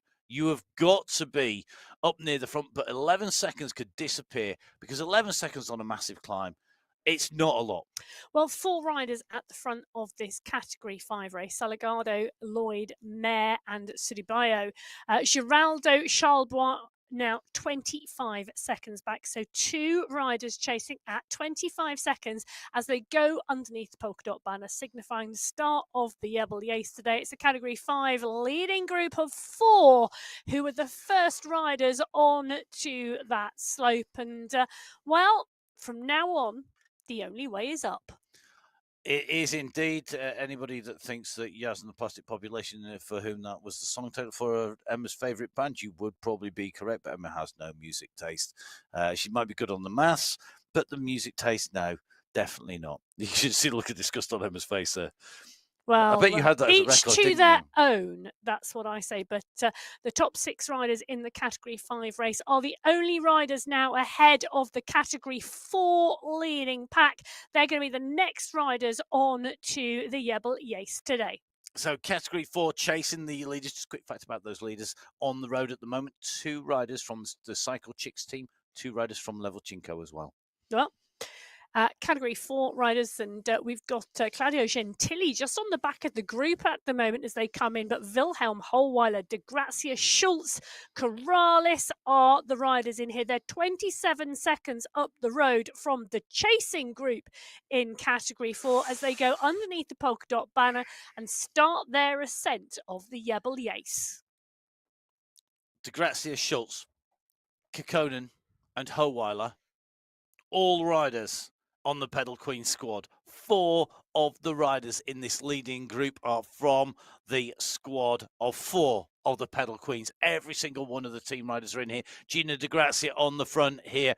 Gina De Grazia approaching this climb out of the saddle, just putting in that little bit of a kick here, riding very, very strongly at the moment. She's had a great month on the Sunday Race Club. I tell you something, it's not all that long ago that De Grazia, we had her marked down as somebody who could really sprint, and maybe the climbing was the weak point, but I think now climbing has really transferred to one of her strong points, and she's been putting the marker down, going out and leading up onto the climb. Behind, though, Category 3 are approaching the climb. They're going underneath that polka dot banner. This is the final chance, the final section, the final climb. It is the only way. Well and truly is up. The final countdown is on. We are heading our way up towards the top. This humongously large pack, it's ridiculously big, is going to be thinned down. There is no way this group are going to stay together on the climb to the top. I've already eaten my hat once already. 26 this riders. month on commentary, I'll be doing it again if I'm not careful. But yes, 26 riders, Emma? 26 riders in the leading group in category 3, and they are already getting smattered all over the road of the Yerbal Yace. Angelica Ultramarino, you can see her on your screen there on that Colnago. Resplendent, beautiful bike. It is. It's a V3. I know. Why would you know that? Well, I know that because I might just have found one in the sale. Have you? Really? Yes. Oh. Might be a little 2025 present to myself. Oh, right, okay. Well, you have to ask Angelica Altamarino if it's how good it is. I definitely can't knock it. Absolutely fantastic bike and a great rider. Altamarino, definitely a rider who could be in the mix here. Got Embring, though, in that polka dot skin suit. Anna Embring, you've already marked her as being the rider to beat potentially on this climb. But I think in some ways, because it is such a long climb, it's not just pure climbers who can climb it, because it's a very, very consistent gradient here. The average is 6%, so it's not huge, is it? It's not a massively steep percentage. And the speed, it's because it's long, it is still relatively high for a climb. Well, and I would also say that Bonilla, Miller, Piccolo, Tucanis, they are all such strong climbers in this category 3 bunch. We've got some real climbing specialists, I would say, in category 3. Hadlock, in there as well. For me, this is going to be a real battle on the climb, even though we're starting to see riders really get distanced and dropped. We've got 1, 2, 3, 4, 5, 6, 7, 8, 9, 10. I reckon there's about 11 riders still in that leading group. So the tail is on down the climb, but the pack is still rolling strongly at the front. And Desegna just being distanced by this leading group. The gap had opened, Desegna having to chase in that green sprint jersey. And it may well be that those efforts earlier on, maybe just taking their toll on this section. We're on it 4.5%. I say only 4.5%. It really, really hurts. They are real gradients. There's no feel good, go faster speed here on MyWhoosh. It's all about being real racing with real numbers. I tell you something, Montgomery at the moment is really doing the business on the front here. Look at the pace she's setting. Compare category 3 here to category 1. Category 3 lined out on the climb, being smashed by Montgomery, coming into the base of the Aquarian climb. Category 3 on the final climb, the first big categorized climb of the day. Category 1 hit that as a big group here together. Is this where we see McCarthy stamp her authority on this? How long will she wait? Remember, it's a 4K descent down from the top of this climb into climb number 2. It could almost be one climb. It is huge. It's big coming up, but this is not to be sniffed at. This is a very instrumental climb, and you can see that Megan Stevens here, the category 2 rider, just up the road, 2.5K up the road. In fact, she has got still 12 seconds on the chasing group. We've got a big bunch in category 1. We've got a big group in category 2, but we do have an escapee. The chase coming from Gonzalez Ruhr, from Giovanni, from Field here. They are chasing down Stevens' teammates. Eck, Hill, and Kuma should be sitting in there trying to make the most of this. And you can just see Jenny Eck just holding on to the wheels, but not going to the front. Yeah, and it is a big group of category 2 riders. We're just seeing on that bottom left-hand screen. This is a really good graphic for when you're on the climb here, and you can see what's happening to the group. So 1 or 2 riders just distance off the back. We've got another rider now needing to squeeze to stay on, but are actually getting distance. Gonzalez Ruhr right at the front of the pack. She's got Megan Stevens in her sights, and she's reeling that rider back in. Gonzalez Ruhr has been riding so strongly recently, part and parcel of that Globetrotters squad. Dana Wagner in there, Prado, Yaramillo, and Vittori. It's a strong, strong squad. Kolkowicz, Giovanni, Prado, Kuma, and indeed Yaramillo right at the front as the gap now. Well, they're starting to close down that gap to Stevens, but look at what it's doing to the group behind. They're smashing riders off the back. The group is strung out. They're going to make the junction to Stevens. Here they come. They're going to go over the top. The fastest time will come from this group. Gonzalez Ruhr up against Nyquist here in the sprint for the line.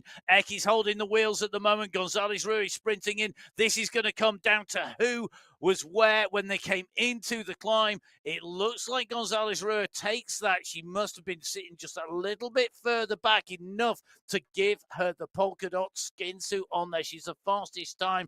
It doesn't matter by how small that gap is. The thing is, you've got the gap and you get the points. 5, 4, 3, 2, and 1 points available. Gonzalez Rua takes away top spot. She takes that segment prize. Can I tell you how many riders are still in that leading group? Go on. 21. Now, previously, we had 26, 26 in Category 3, 21 in Category 2. Previously, we would not have seen numbers of that size in the Aquarium Climb on any of the races, pretty much, because it was a shorter race. Now, with this being a longer race, I think the groups are staying together longer. I agree with you. Let me just give you a quick run through. So Gonzalez Rua, Eck, Nyquist, Kalman, Giovanni, Kuma, Vittori, Field, Lundin, Yaramillo, Wagner, Tridden, Kolkowitz, Prado, Haag, Manshandi, Caramillo, Svardstrom, Cassani, Sarmiento, and Sanchez. Mina Koinsten just off the back of the group. And that is the leading group in Category 2 as they went over the Aquarium Climb. And Category 1 approaching now. I'm not sure there's 21 riders in this group. In fact, I'm pretty certain there's not 21 riders in this group. However, it's going to be pretty close. We are on the way through this climb. And that is, I mean, you look at the radar view. It's one disc. It's one dot. They are so close. If you look right the way back down the climb, there's one rider back off the group, but this is a big group of Category 1 riders, and they have just ridden the Aquarium Climb pretty much together. Now, I would expect in the latter part we start to see someone push on the front to just come through and take the fastest time, and we're going to have riders compete for the fastest time up the climb. But realistically, they have all decided that the Category 1 race today is on the Jebel Yace. Now, Kekkonen, Holweiler, Salgado and Mayer are the riders on the screen at the moment, and you can see them here. Roname, Joy, Mayer right at the front of the race at the moment with Camila Salgado, the Category 5 riders. Mayer in the blue jersey, Salgado in the polka dot skin suit, but those two are both the Category 5 riders. Julia Montgomery is then the rider coming up and coming past them. She's leading the Category 3 race. Kekkonen, Holweiler, Schultz and Wilhelm are the red jerseys you can see behind the leaders of the Category 4 race. They are all coming together at the moment on the climb as Category 3 leaders goes past the Category 4 leading group and the Category 5 leading group. Yep, Montgomery is the leader on the road at the moment with Joy Mayer, then Salgado, Wilhelm and Emmering. I have to say, really love that shot of roadmate Joy Mayer. You could just see the gear brake lever combined, the integrated gear brake lever there. You could just see it just flicking those gears, taking on board the drink. Really good shot there to be able to see that now. Just in with Montgomery here, leading this race at the moment. She has been climbing really, really well. She's been on, I think Montgomery has had one of her best months on the Sunday race club in terms of performance, if not results, because I think she really has reset and gone again. And I think her performances have been really, really strong. Will it be enough when we get to the top of the climb? We're going to find out.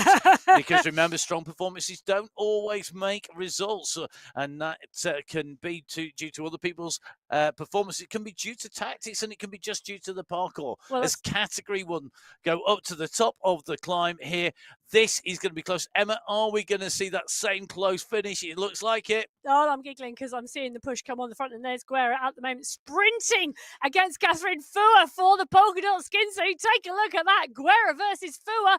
Woohoo! That wasn't a climb, that was a sprint. Well, that was absolutely brilliant between the two of them. And Guerra at the moment in the polka dot skin suit. Ooh!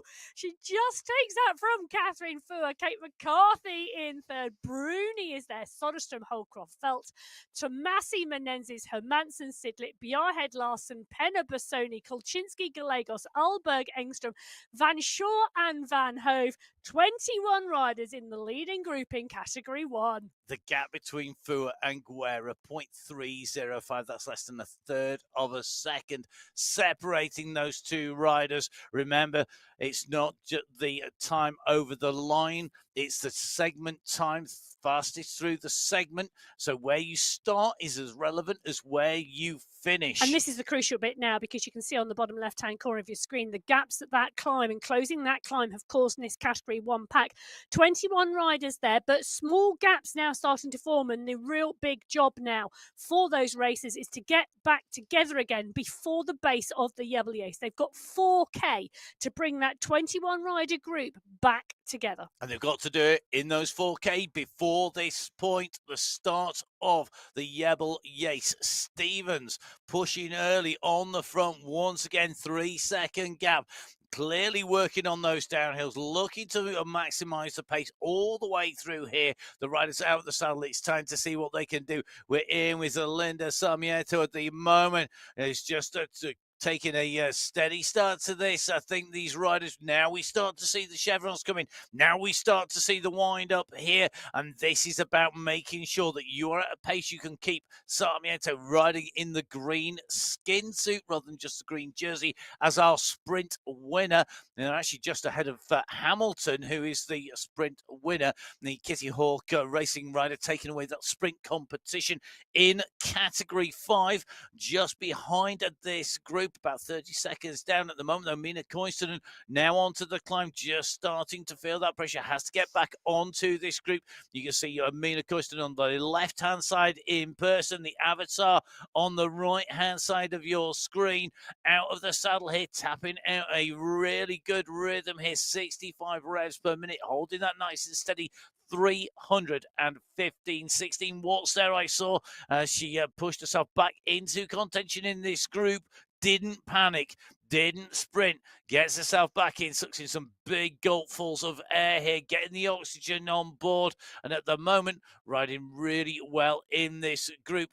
The sprint leaders in here, Vittori's in here, Stevens in here, Kuma, Gonzalez, Ruhr, Kalman in this group as well. Field a bit further up, as is Dega Mashandi. Could be Mashandi's day today. Really good on this, on when it's really tough. And I think because we've got a big group that will play in towards her strengths. Dana Wagner, we know, is riding strongly as well. Giovanni, as you say, taking the championships, the French championships. At the front, though, it's Wagner, Prado. At the moment, looks to me like Kuma in attendance. Kate Trudin in here as well. Trudin, what do you think? Is this a course for Trudin? She's been knocking on the door. She's been there or thereabouts, hasn't she, all month? Could this be the day that we see her really sort of, come to the fore? Well, I think she'll have a strong ride today. She's taken one of the sprint competitions. She's right at the front of the leading pack. This is the final. It's the final of challenge. I mean, Prado is in here as well. You can see the rider from the Philippines in the pack at the front. She climbs strongly too.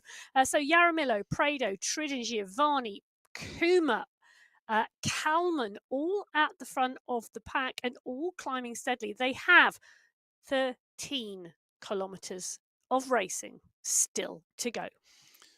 13k of racing, and you can see there that the towel over Prado's handlebars just to stop that sweat accumulation on the handlebars. When you get warm, you're going to perspire. You've got to make sure that you keep that bike working and keep that bike rolling smoothly.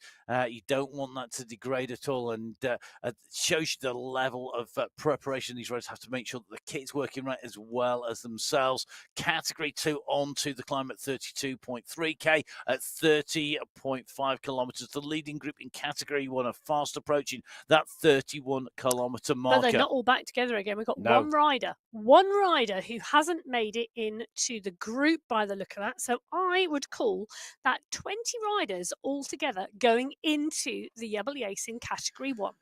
So where will the fireworks start? Will it be on the very first part of this climb? Will the riders wait? Well, are they looking for a marker, a time marker on here? They'll know how long it's likely to take them to come up. They're going to keep an eye on that distance. Will we see riders go at those markers at the 10k to go marker, the 5k to go marker? Will we see riders looking at this thinking, I've got 5-minute effort, a 7-minute effort, a 10 or a 20-minute effort?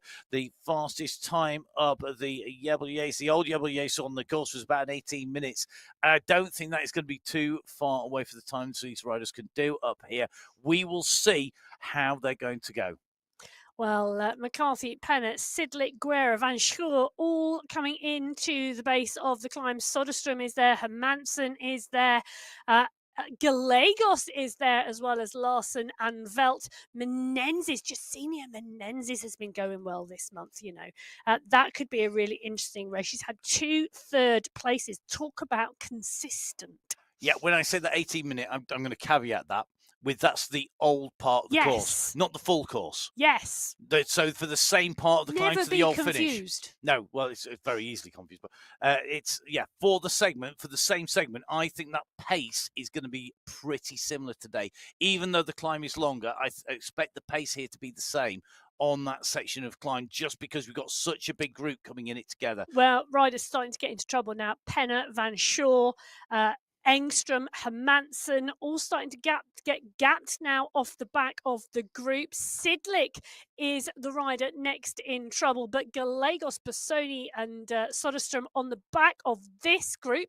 Francesca Tomasi is in here as well. So the group now starting to climb, and look at the spread with the riders now starting to get distanced off of this Category 1 pack. It's about 12 to 13 riders that I guess in this group left at the moment here. Guerra up on the front, tapping out a rhythm here. Just rolls to the side here. On her heels is McCarthy. You can see that this group really now know that they've got to stay in here. This is the selection being made. Kolchinsky holding those wheels. Bruni, Fuhr in there. McCarthy in there. They're all around the front here. It's Kolchinsky on the front. This is a climb that surely should suit Kolchinsky. Record holder on long climbs in the States, a rider who we know is strong when it goes uphill for a long time. Really is her terrain. Well, and it's going to be interesting because she'll be looking to defend those stars and stripes, because she is the defending USA national champion for cycling esports going into those championships next weekend. And that's on the Sunday. Yes. Afternoon. 2nd of February. After the Sunday Race Club. It is indeed. I'll be very interested to see if she rides the Sunday Race Club as a warm-up. I don't think she would. I think I'll be riding at about 1 watt per kilo if I was, and maybe using it as my activation ride. You never know. We will see.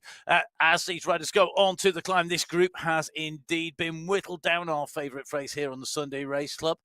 And at the moment, it has been chopped down. We've just seen riders making contact. They're coming back onto the group. The pace went up. It's just come off on this levelling off, this slight platform. It's 2.5% for a brief moment, and then it kicks again to 4.5%. And you can see as it raises and dips here, we're seeing these riders just yo-yoing about on the front here.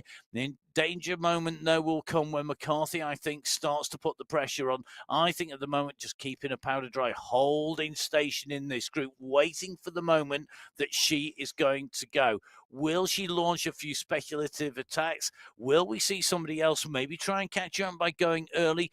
Are they all just waiting for that moment when they think it's go time, we need to go and go right now? And that's what's happening in Category 2. Prado, Giovanni, Kalman at the moment, 3 riders clear, and they have got a gap. It's 8 seconds at the moment to the chasing group behind you. You can see the chase group in the avatar form. You can see the real leaders on the road, Kalman, Giovanni and Prado, working hard here. If these 3 work together, I mean, this is a triumvirate of talent if we ever had one.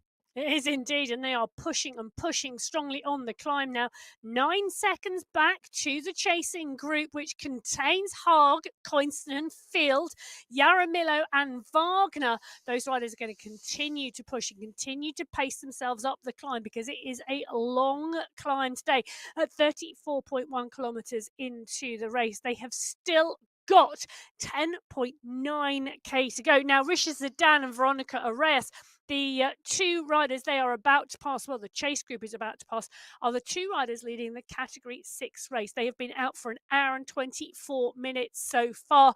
They were the first race field to leave the start pen today, and Zidane doing a sterling job there in that Category 6 race. She's pushed on and just started to drop her compatriot, but the Category 2 chasing pack, take a look at the size of that chasing pack. 3, 6, 9 riders in that chasing group, and they're chasing 3 riders up the road.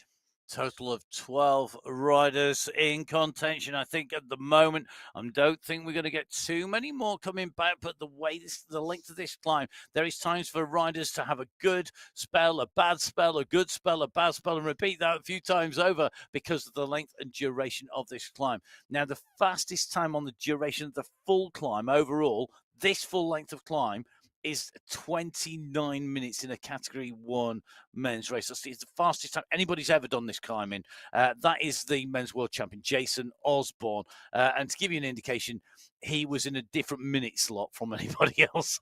His lead was going over was about 13 seconds from anyone else. It just shows you this is going to be a long climb for Category 1 all the way to Shall Category I tell you 6. something? Because I've got another interesting stat. Come on then. Having had a look at the 3 qualifying races, bearing in mind the men and the women are racing on the same course and have raced on the same course for those first 3 qualifying races, the Category 1 women would on average have just made the top 10 of the Category 3 men.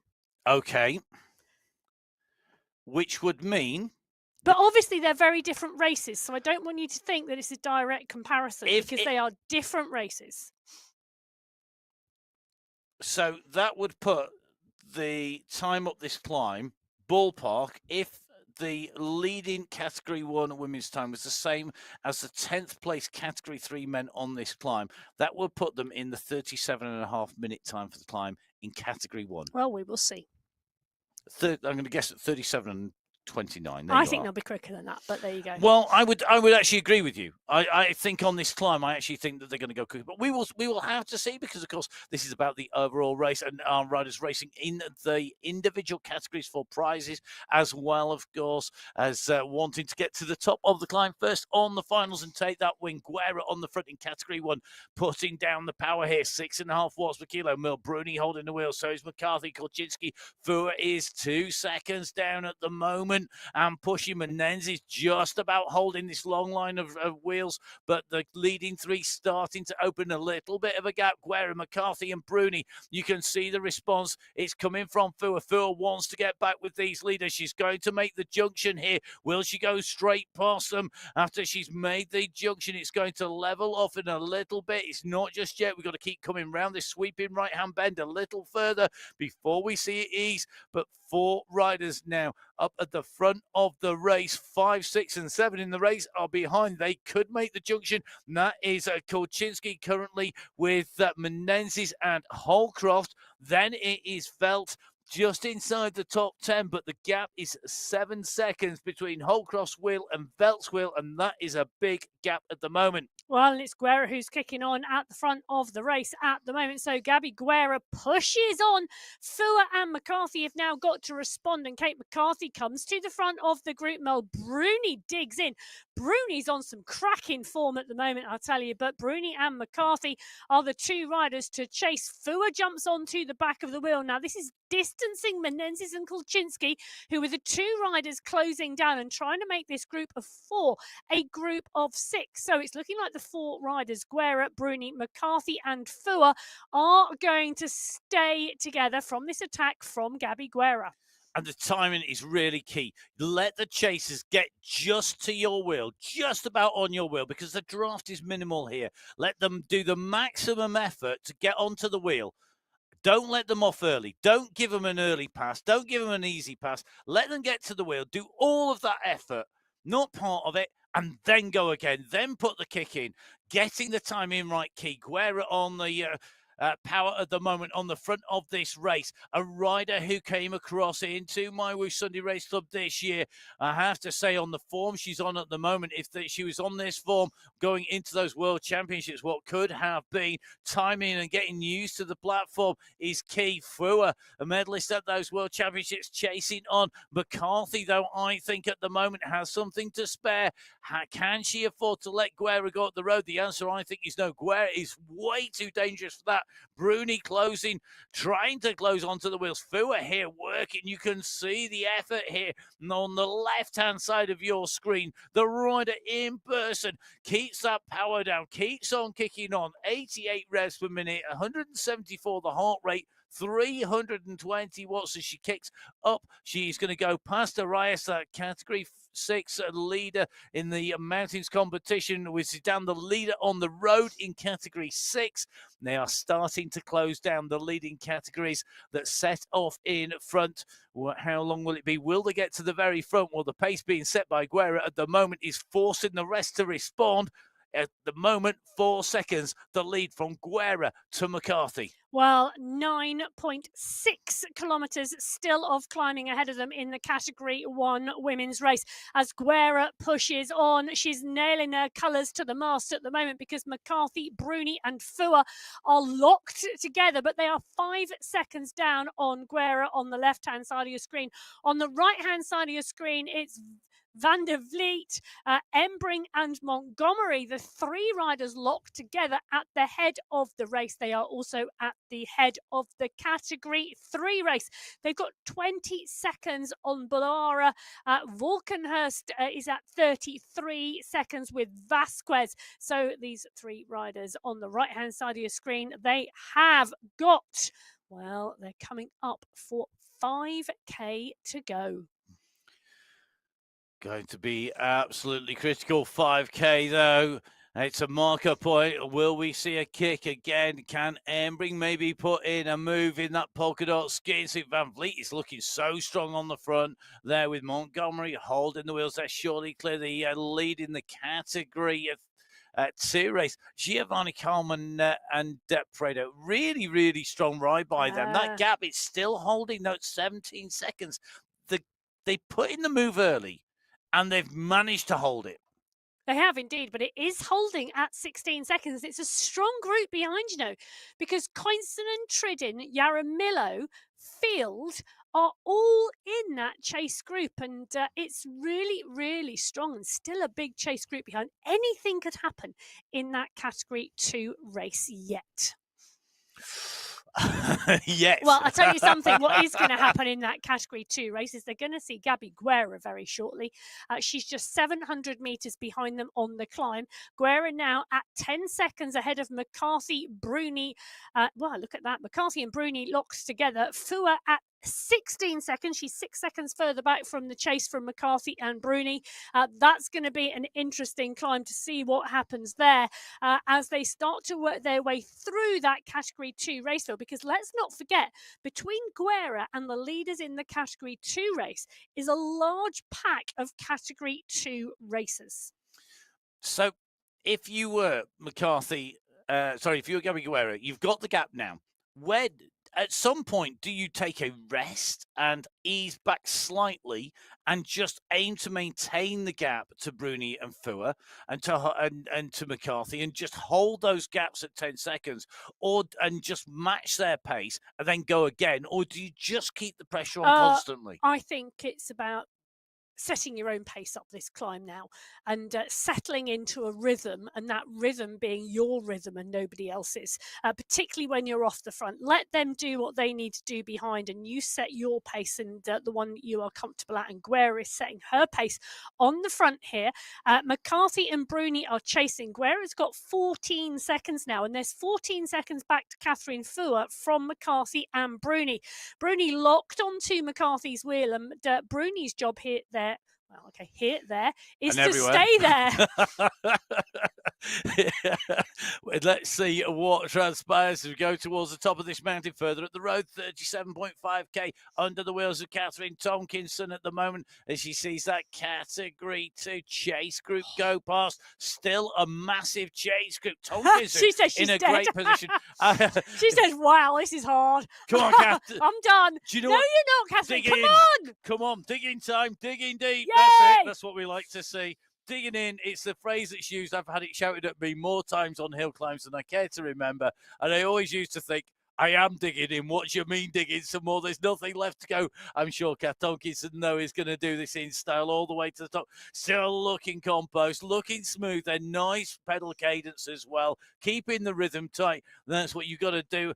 Matching the style here, I think, of Guerra. Guerra, 76 revs per minute. Again, still tapping out that rhythm behind. The gap has opened. You can see plenty of riders in between her as she comes up onto the wheels of Dorothy Gonzalez. The rider leading in the climbs competition coming in, but not the leader on the road here. So Gonzalez Road will now need to see where those points go in the climbs competition. I suspect up the road we've got riders who are going to collect more points and take the overall from her.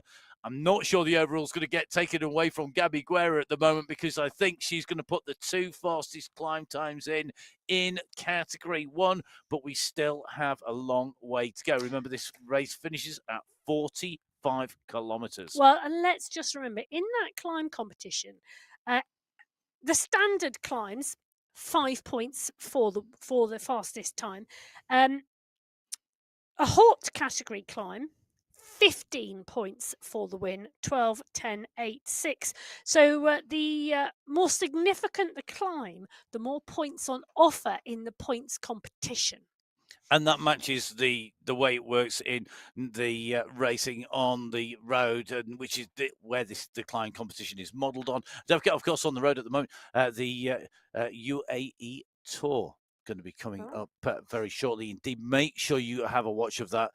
Lots of great action going to be coming on there. And I think this year, I'm pretty sure we're back on the yes. I need to go check my road book. You do for that. I've got a lot of road books out in front of me. The office is absolutely chock-a-block full of race notes, and the MyWhoosh Sunday Race Club take up pride of place on that, because there's so many different race routes, courses, and riders as well. You can see on our screens at the moment Guerra leading this out, top left-hand side of your screen, the chase on the bottom right-hand side of your screen. Van der Vliet in the category 3 race. They are currently the leaders on the road.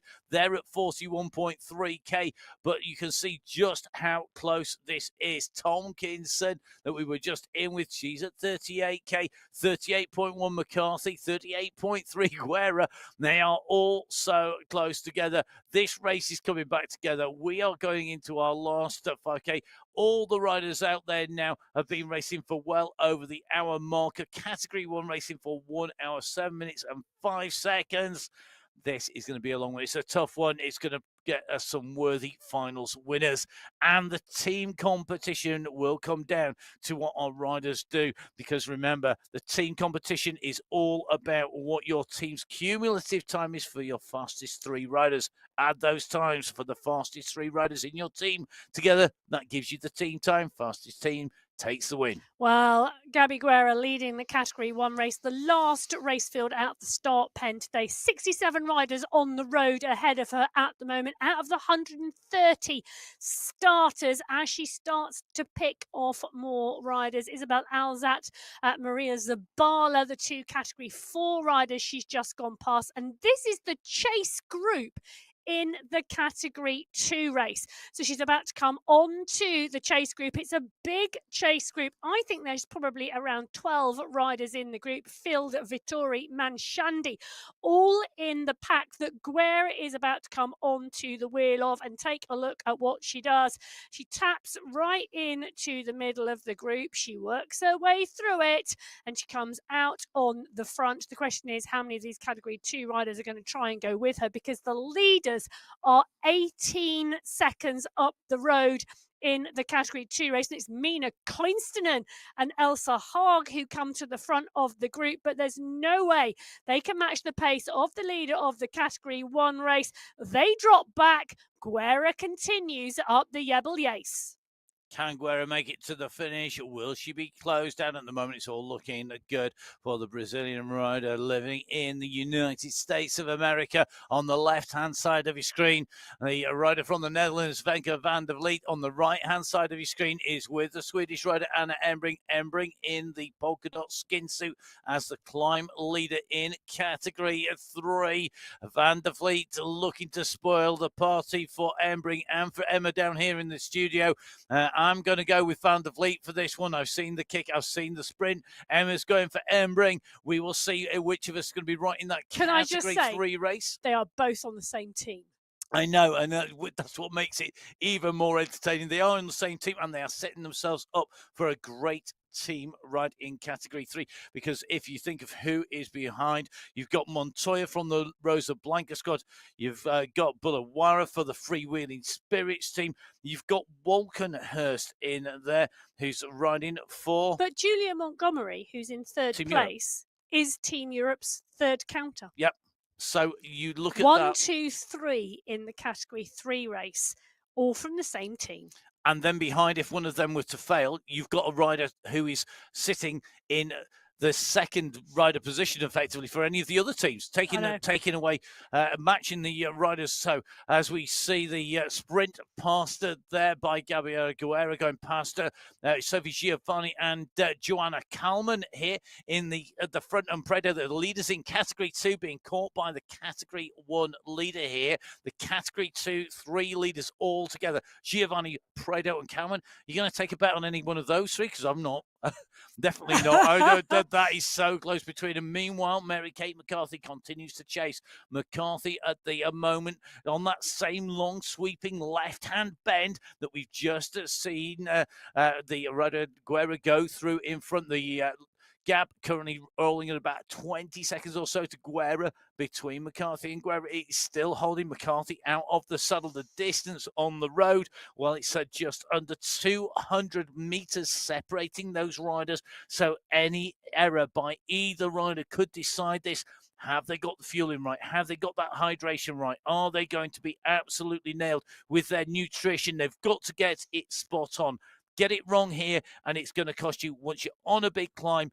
If you get things wrong, you hemorrhage time at an absolutely phenomenal rate. You will go backwards. It's like somebody's thrown out an anchor and slowing you down on that climb. Get it right, and you're going to power up this race, and you're going to be able to hold that pace to the top. Well, Guerra on the left-hand side of your screen now with less than 5K to go. And this is the head of the race. This is the Category 3 race. And it looks as though, to me, Van der Vliet and Embring, teammates on the same squad, have decided we'll get to the last 2K to go. And then we decide who wins the race. So Anna Embring in the polka dot skin suit. Femke Van der Vliet in the blue jersey, just ahead by 1 second at the moment. They're coming to the 43-kilometre mark in this race. And now the race is on for the win. They've been riding and racing for 1 hour, 27 minutes so far. And it is Embring versus Van der Vliet. Well, I think they're minimising the attack by Van der Vliet there, perhaps just thinking, oh, no problems, we've got this. But I'll tell you something, I think Van der Vliet has this because she's now got 3 seconds. She was holding a really good pace there. Embring trying to respond and didn't make the junction. It's gone to 4 seconds, and Van der Vliet now holding 4.5. 4.9, 4.8 watts per kilo here. This is a continuing kick to put more time. Remember, once she's got that time gap, she could then hold off Embring by holding that same pace. They are 1, 2, 3 on the road at the moment. Will they make it 4? They've got Walkenhurst coming up behind as well. I think they could potentially do a 1, 2, 3, 4, but Bulawara is going to have something to say about that. Will she be able to spoil the party? Well, Walkenhurst is trying to close that gap down, but at the front of the race, it's Van der Vliet from Embring. That gap has absolutely exploded. 12 seconds now, and Embring has to reset. She has to not panic here.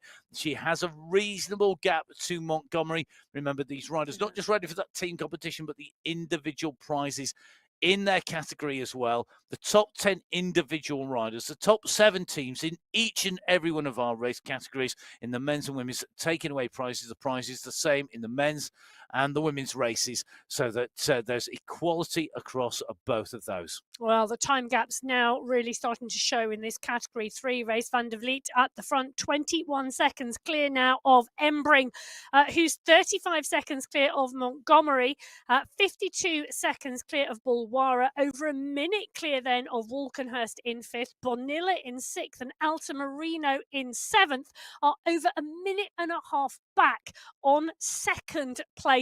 Nearly 2 minutes back on the head of the Category 3 race field, and that's Femke Van der Vliet. I'm just watching. And just to rub it in, that the rider that I picked is up at the front and they're riding the bike that Emma would dearly love to have had. You said that you'd found yourself a Colnago. Was it a pink Colnago by any chance? No. Oh, okay. That sounded like disappointment. I said I found a V3 in the sale, which I may have purchased. I never found one of those in the sale.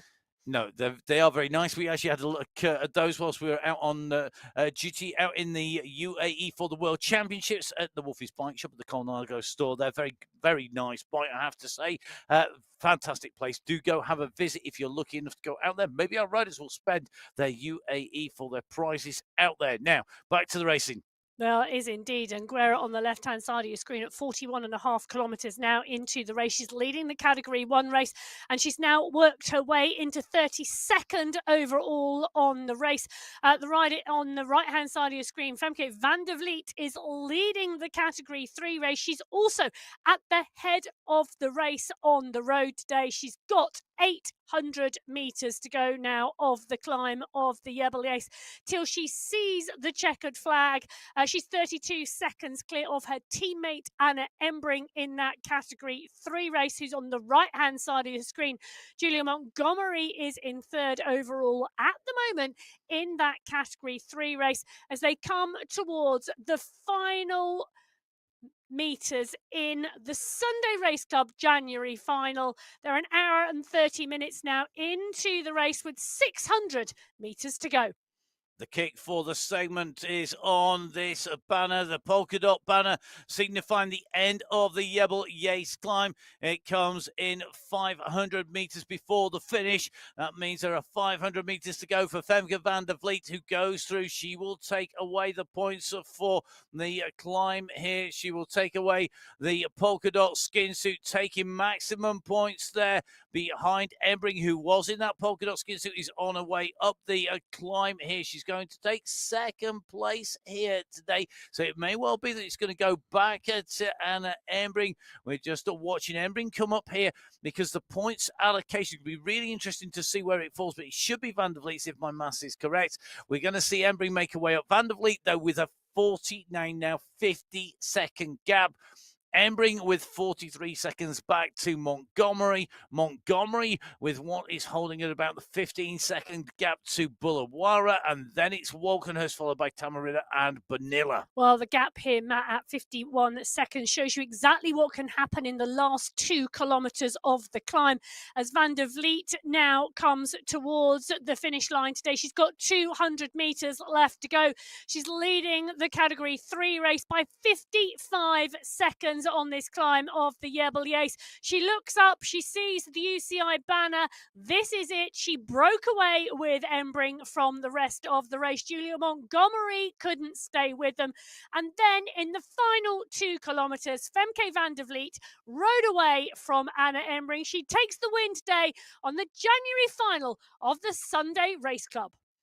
What a ride by Femke van der Vliet, taking away the victory, taking away the yellow and the polka dot skin suit. Anna Embring fought all the way in to the finishing kilometres of this climb. She's going to take away a second place today, and her team, just as importantly, are going to take away a top spot here today because Van der Vliet, Embring and Montgomery, along with Walkenhurst, will be our winning team here today from Team Europe.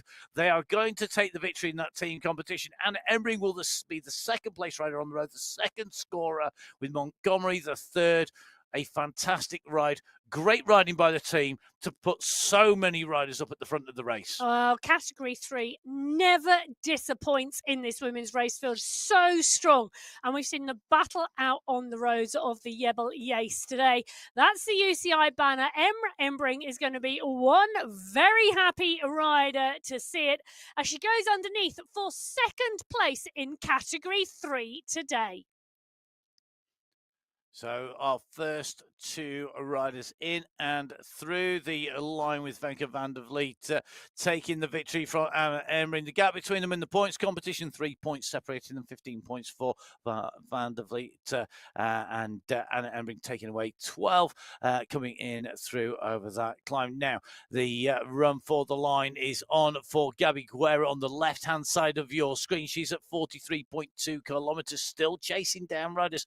23rd third on the road. The predictions that Category 1 would catch all the race categories have not come to fruition. As we see on the right-hand side of your screen, Louisa Schultz with a gap to Wilhelm behind, as we watch our third-placed rider make a way in and over the line. Julia Montgomery takes away third place here today for the squad for Team Europe. Behind Barbara Bulawara is going to be our fourth place rider, the first counting rider for the freewheeling spirits.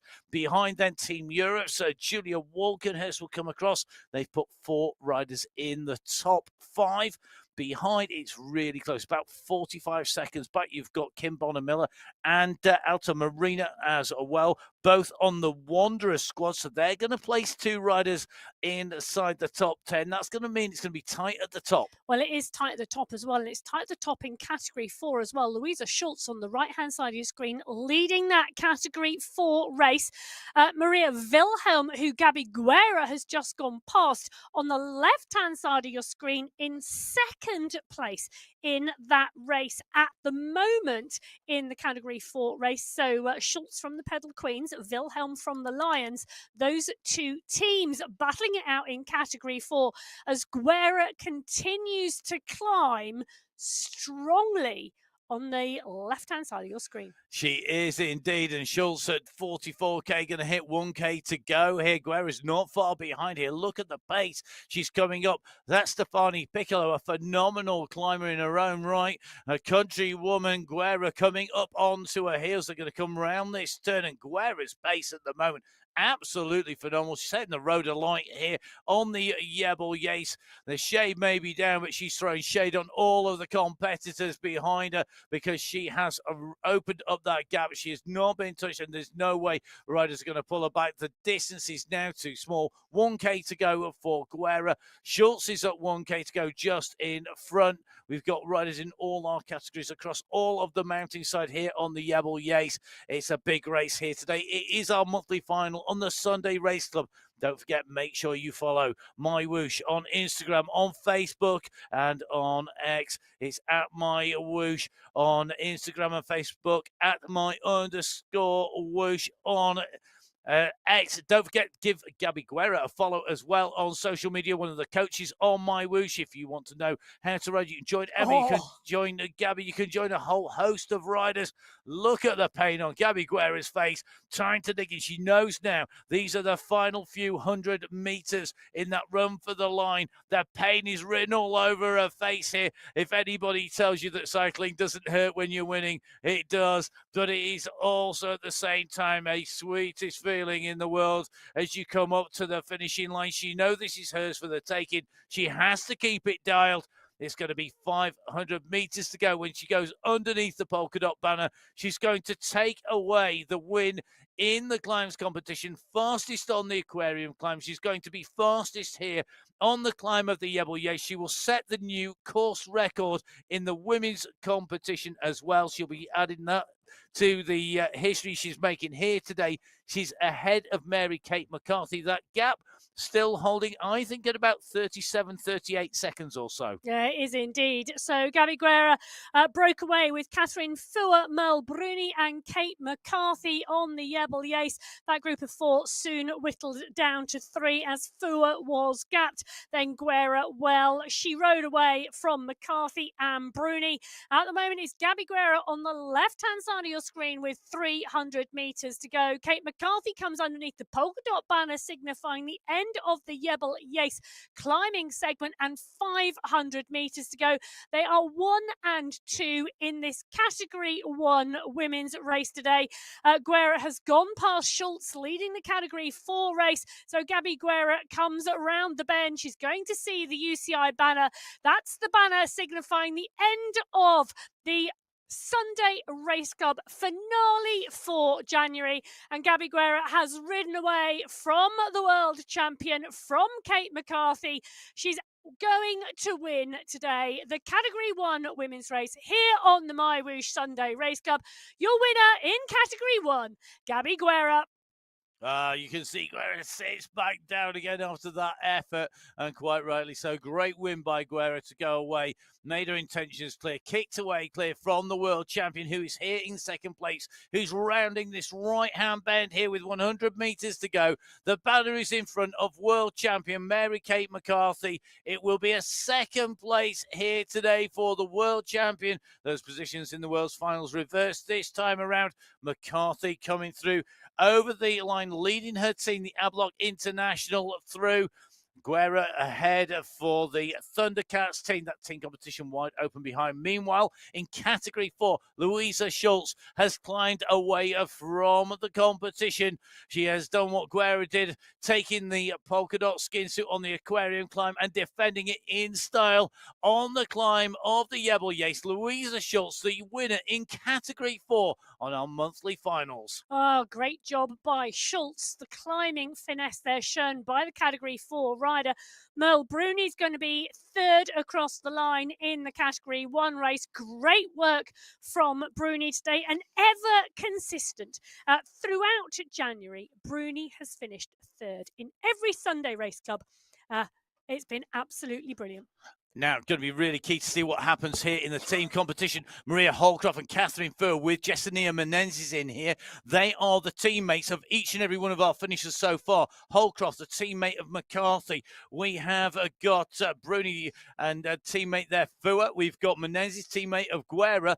This run is going to be critical. Every single second counts between these riders to the line. They cannot afford to ease off. This will put two riders from each team into the finish.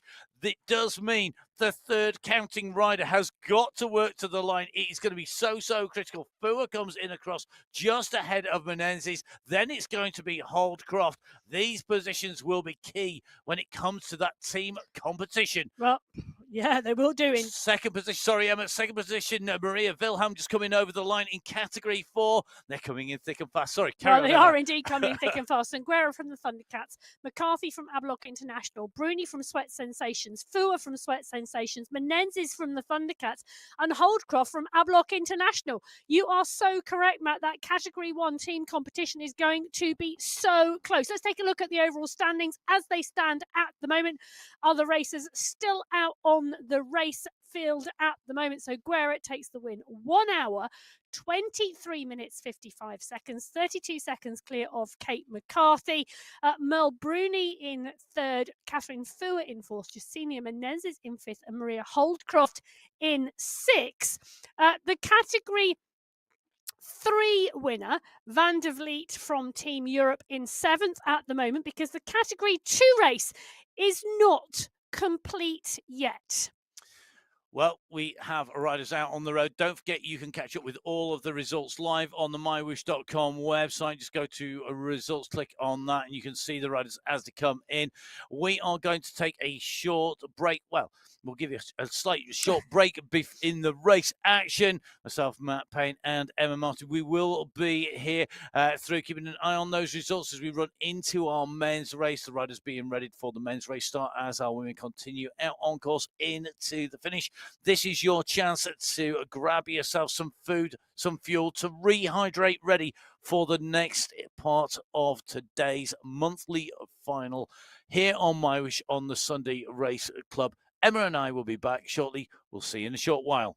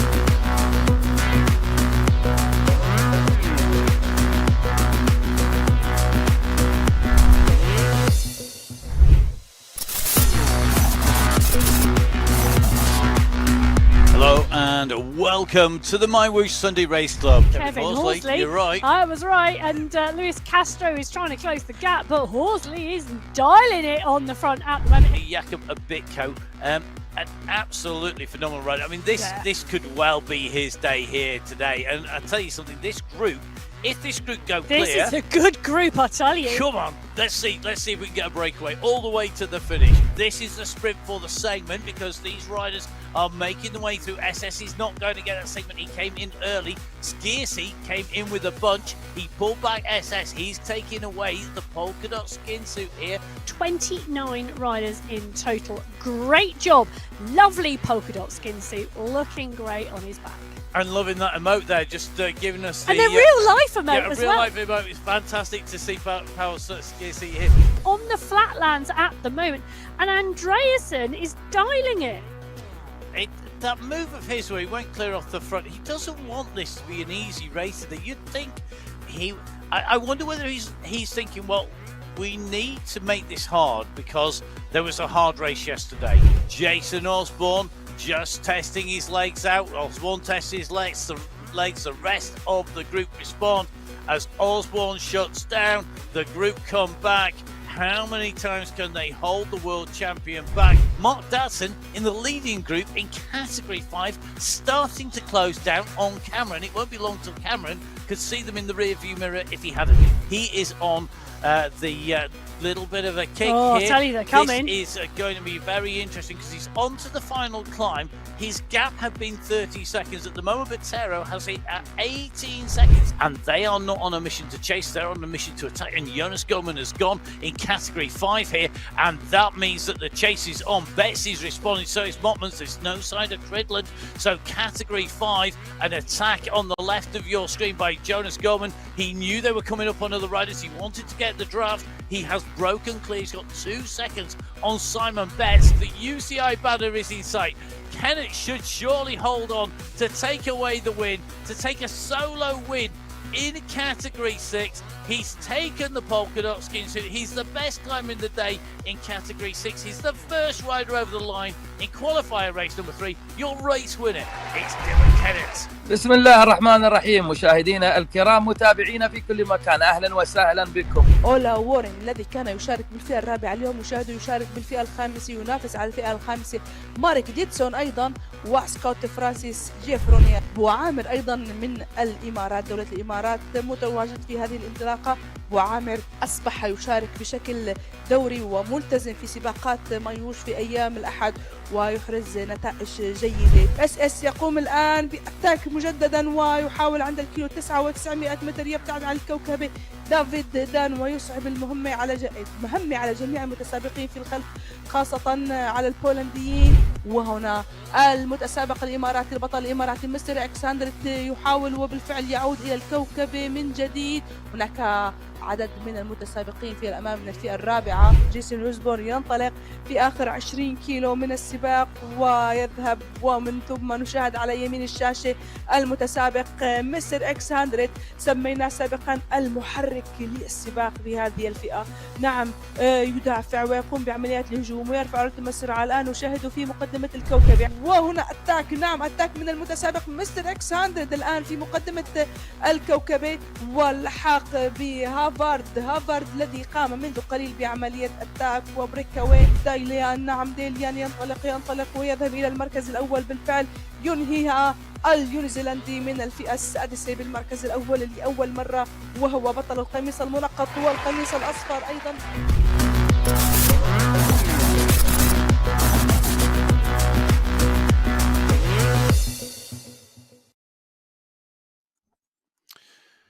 So welcome back to the Sunday Race Club, the monthly finals with me, Matt Payne, and Emma Martin. Before we dive into the men's race, we're going to go into some quick results for you. We have got our Category 2 women's winners in. Megan Stevens taking the win, 5 seconds clear of Elisa Haag, with just 1 second behind her, Joanna Kalman, with Prado coming through in 4th place, Giovanni in 5th, Tridin in 6th, 7th to Coyston, 8th to Alejandra, and 9th Vittori, 10th place at Pia Kummer. Our Category 5 riders who we hadn't yet covered coming in. We've got our top 3 riders in there. We've got Salgado, Joy, Mayer, and I think the third rider just coming in over the line is Aparecida Ferron. Category 6, they're still to come in to the finish. They're out on the Yebel Yace. You can see that on the right-hand side of your screen. We will keep a check on those women's finishers in there. You can see a reminder of the race route today.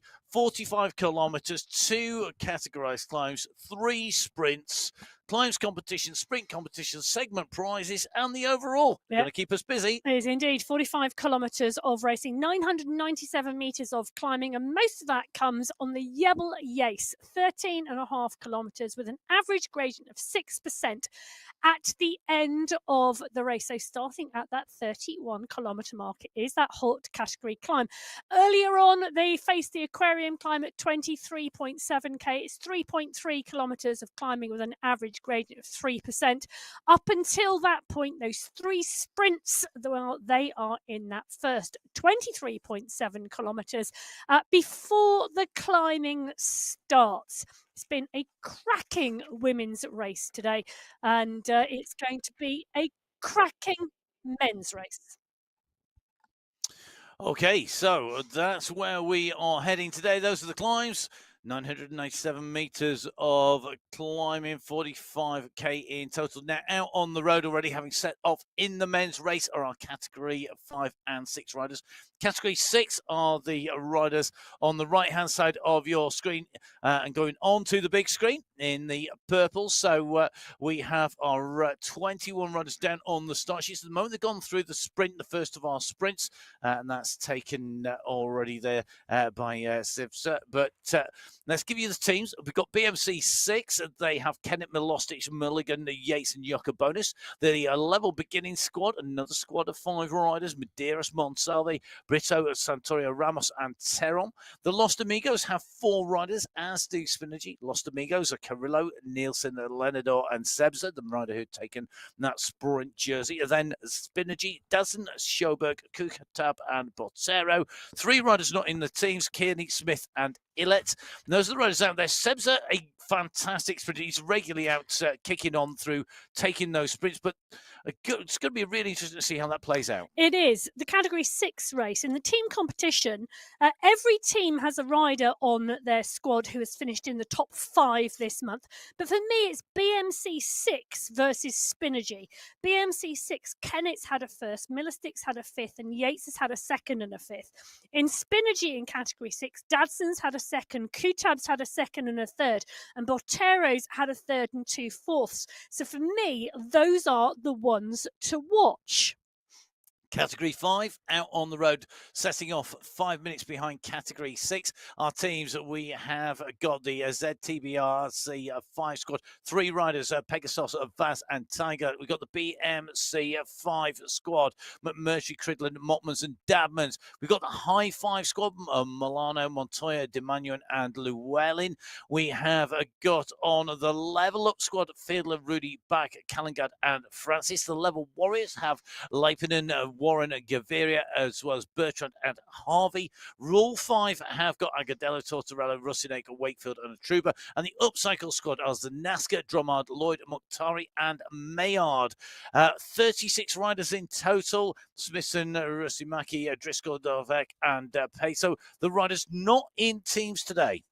Yeah, and talking about those teams, BMC 5, McMurtry's had a climb. Cridland's had a sprint and 2 climbs. He's also had a 1st and a 2nd. Motmans has had a 1st, a 3rd, and a 5th. And Dadson's had a 2nd. They really are the team to beat. Level Up, Fielder, Rooney, Back, Callangad, and Francis. Francis has had a 4th and 2 5ths. That's going to be good. Level Warriors, Lempinen's had a 2nd. Warren's had a 4th. Tortoretto's had a 3rd from Rule 5. Well, it could be close. It's going to be close. It's going to be close in Category 4 now. Teams that have got squads in here. You can see them on your screens. We've got the BMC Racing, Cadiz, Robinson, Scretching, Horsley, and Pino. BMC 4, Sikora, Valencia, Quadrelli, Marin, and Rego. We've got the Inner Fight team by Chansky, Skierski, Kriwanos, and Walker. Level Racing. I've got West, Lindenberg. We've got Kirk, Svart, and Van der Sant in there. The Level Revolution, White, Simeon, Nogueira, and Jacobs, along with Buamer. The Mighty Duck squad is going to be Navarro, Bedoya, and Connell on the Rivet Racing. Bogram, Bulgarin, Sanchez, and Arroyev, Gonsolin in there. Right Club Finland with Grohl, Lucia, Tuomi. The Salt Factory team UAE is going to be Bristolin, Cirillo, Abello, and Castro. And the Anzac squad, Gomez, Calderon, Geraldo, Daniel, as well as Gonzalez. We have got a number of solo riders. We've got Carcajal, Tong, Montoya, Strail, and Villander in there. 52 riders in total. Big squads, big names, big riders, and we're quick out of the gun as well. We are quick out of the gun, and Van der Zandt is the rider dialing it on the front at the moment. Really, really nailing it. Really interesting to see. But for me, this team competition, 52 riders on the start sheets in Category 4. And there are so many teams who could be in the mix. BMC Racing, Cadiz has had a 4th, Pino's had a 5th. Stretting's taken 2 sprint competitions. BMC 4, Valencia's had a sprint competition win. Inner Fight, Skierski's had 2 seconds and a climb. Level Racing, Alex West has 2/3 and a 4th to his name. On the Rivet Racing, Polgarin's had a 5th, Arayev has had a 1st and a 4th, and Ride Club Finland C4, Groen has had a 2nd place. So it is going to be so tight, is my prediction, in the team competition in the men's Category 4 race today. So Category 4 already up and racing. Van der Zandt on the front at the moment, being chased by that group behind. There are riders scattered all over the place. Sorry, it's Level Racing.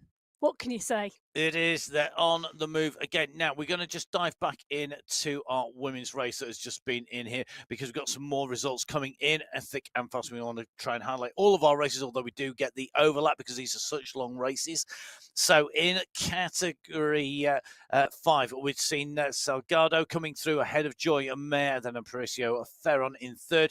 4th place is Isabella Giraldo, with Nikki Lloyd in 5th, Amy Issa DeBeo in 6th, and Claudia Gentili in 7th place. We're still waiting for complete results in Category 6. Those leaders still to come through. We will bring you those results as we go, trying to make sure we give everybody their due recognition at the end of the race, as well as covering the start of the race. So multitasking on the way through. The team behind the scenes simultaneously now watching 12 different screens at the same time, if not more.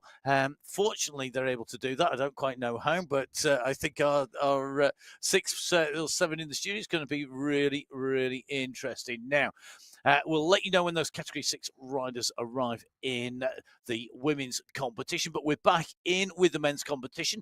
Long courses today, 45 kilometres in total, 997 metres of ascent for the men and for the women's competitions.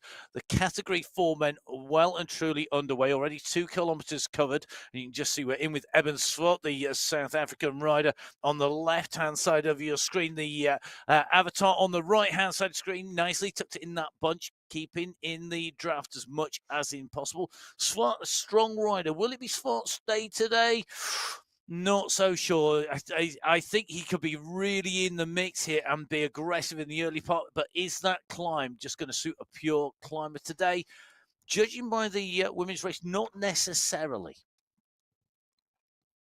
So Ben Kirk on the move, trying to close down Van der Sant here.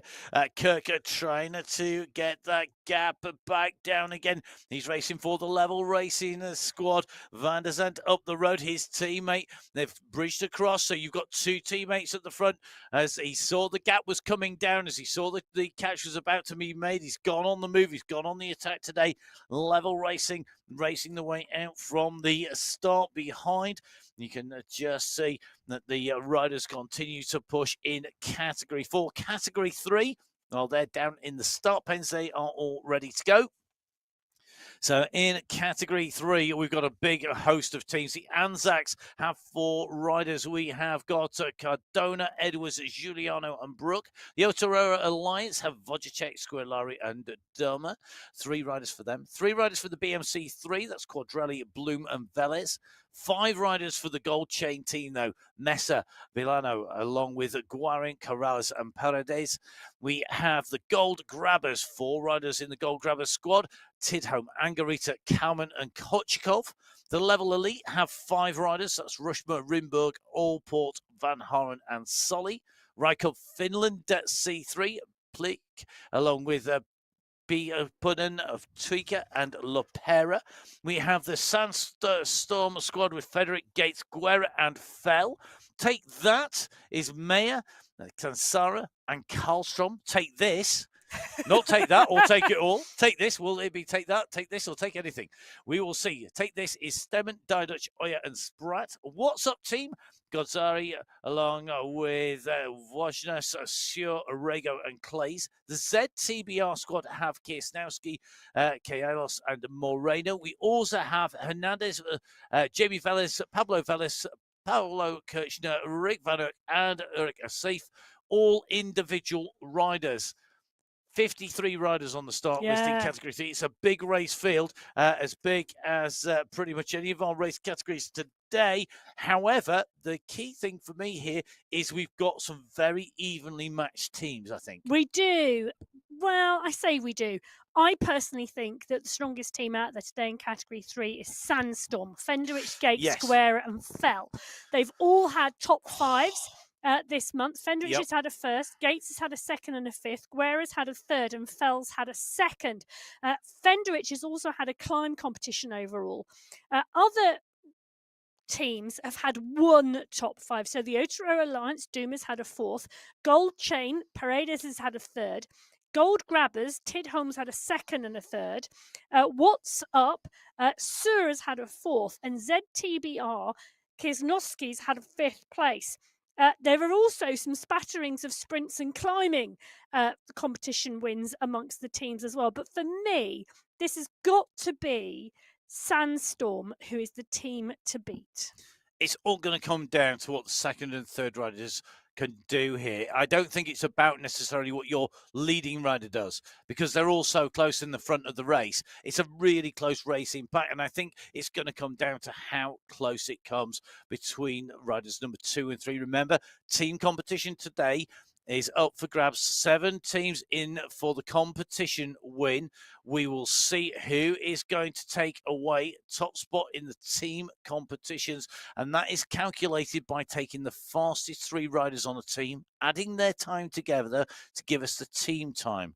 The team with the fastest time takes away the win. Second fastest time, second in the competition, third fastest, third place in the competition, and so on right through to 7th. 7 categories of 7 teams per category to take away prizes, 10 individuals to take away prizes today, plus the prizes for our segment wins and the climb and the sprint overall.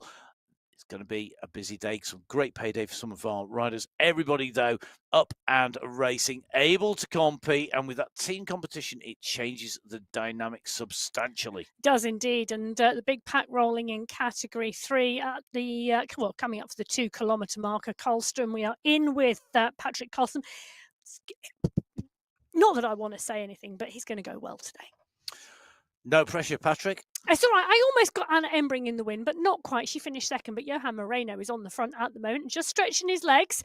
Good to see Pierre Fell there, Patrick Bloom, Guerra is there, Rios is there, Gates is in the mix too. The push coming on now. So will this be a decisive move? The answer is going to be no. Will this be something that hurts some of the riders in the group? The answer is going to be yes, because Pierre fell at 5.5 watts per kilo, with Moreno hovering around about the 5.5 to 6. They are both dangerous riders. You can see Pierre fell left-hand side of your screen there.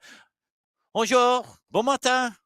So Pierre fell up and racing, up and away. The Frenchman out of the saddle here, kicking down strongly. I've got to get my French practice in and going back to the French studios and over in France. Next week, you will be... Emma is going to try and deal with the entire race field solo next week because I am going to be on World Championship cyclocross duty in France, in Leaving in France. Pierre, if you're anywhere near, come and say hello.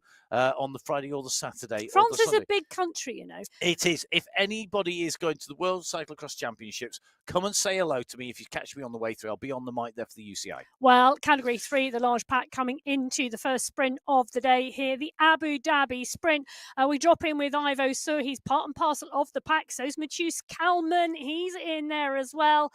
Spratt is there. In fact, Nicholas Spratt just picking up the pace, just moving through the group. There's a big push on the front, but the fastest time is going to come from the middle of this pack. It's got to be, because look at the size of it, and there's riders moving up and running through here.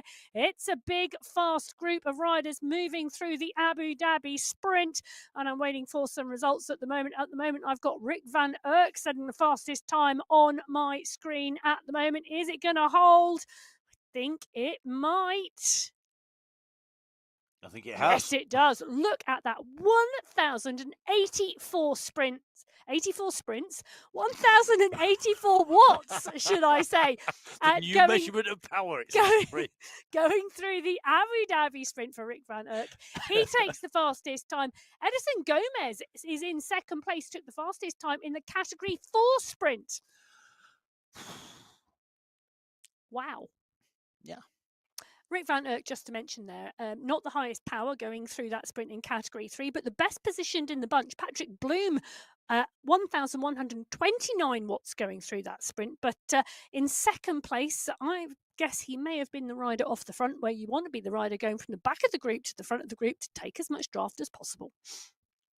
Listen to Coach Emma. She's a qualified coach, has been since 2010. Yes. Well, that was about, don't know about that was a good guess. It was a guess as well. I was guessing how long ago it was. So Emma, qualified coach, Pick a number. Going to be number one. I always like being a winner.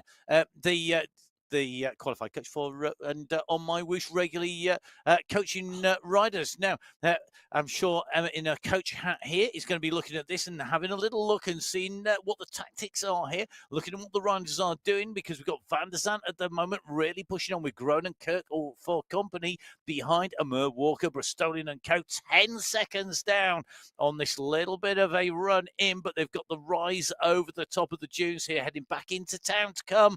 You go on this climb. It is a draggy little climb. This is not the easiest of climbs. The gradient starts to kick in. The rider's feeling it through the pedals on those bikes. And at the moment, that gap is about 8 seconds. This is a huge, huge pack, even though it has broken and we have got riders being distanced at the minute. Well, we have indeed, and I was just loving the shot of the three riders down the road and the Category 4 racefield sweeping round that corner behind. It was a fabulous shot on this pack. It's a big group, but you can see on the left-hand corner of your screen, the riders off the back of this group as well. So 3 riders down the road in Category 4. Big chase group at the moment. Van der Zandt is one of those 3 riders down the road. David Young, one of the riders we are in with at the moment. Also, one of the coaches on MyWhoosh. Yes, and did I not see that one of the coaches on MyWhoosh had just taken a title? Shall I? So David Young will be, indeed, there he is on your screen, racing the USA National Championships next weekend. There we go. Hello, David. Richard Barry, one of the other coaches on MyWhoosh, won the Irish Cycling Esports Championships yesterday. Oh, congratulations. Fantastic stuff. Good to see. Richard Barry actually was racing I'm sure he raced the Dublin Cyclocross World Cup as well, from memory as well. Walking the walk and talking the talk, or riding the ride, as the case may be. A bit of walking, I'm sure, in the cyclocross, although it's supposed to be running. I always seem to remember walking most of the sections I was supposed to run. Not meant to be on 2 legs, meant to be on 2 wheels. I was designed for that, definitely. I used to like it when you have to throw your bike over your shoulder and run. No, definitely not.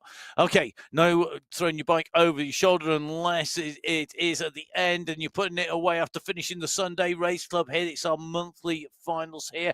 Category 4 in the men's competition. The riders that we're in with are breakaway of 3 riders clear by 6 seconds from the chasing group. At the moment, we have got the vast majority of the riders away from race start.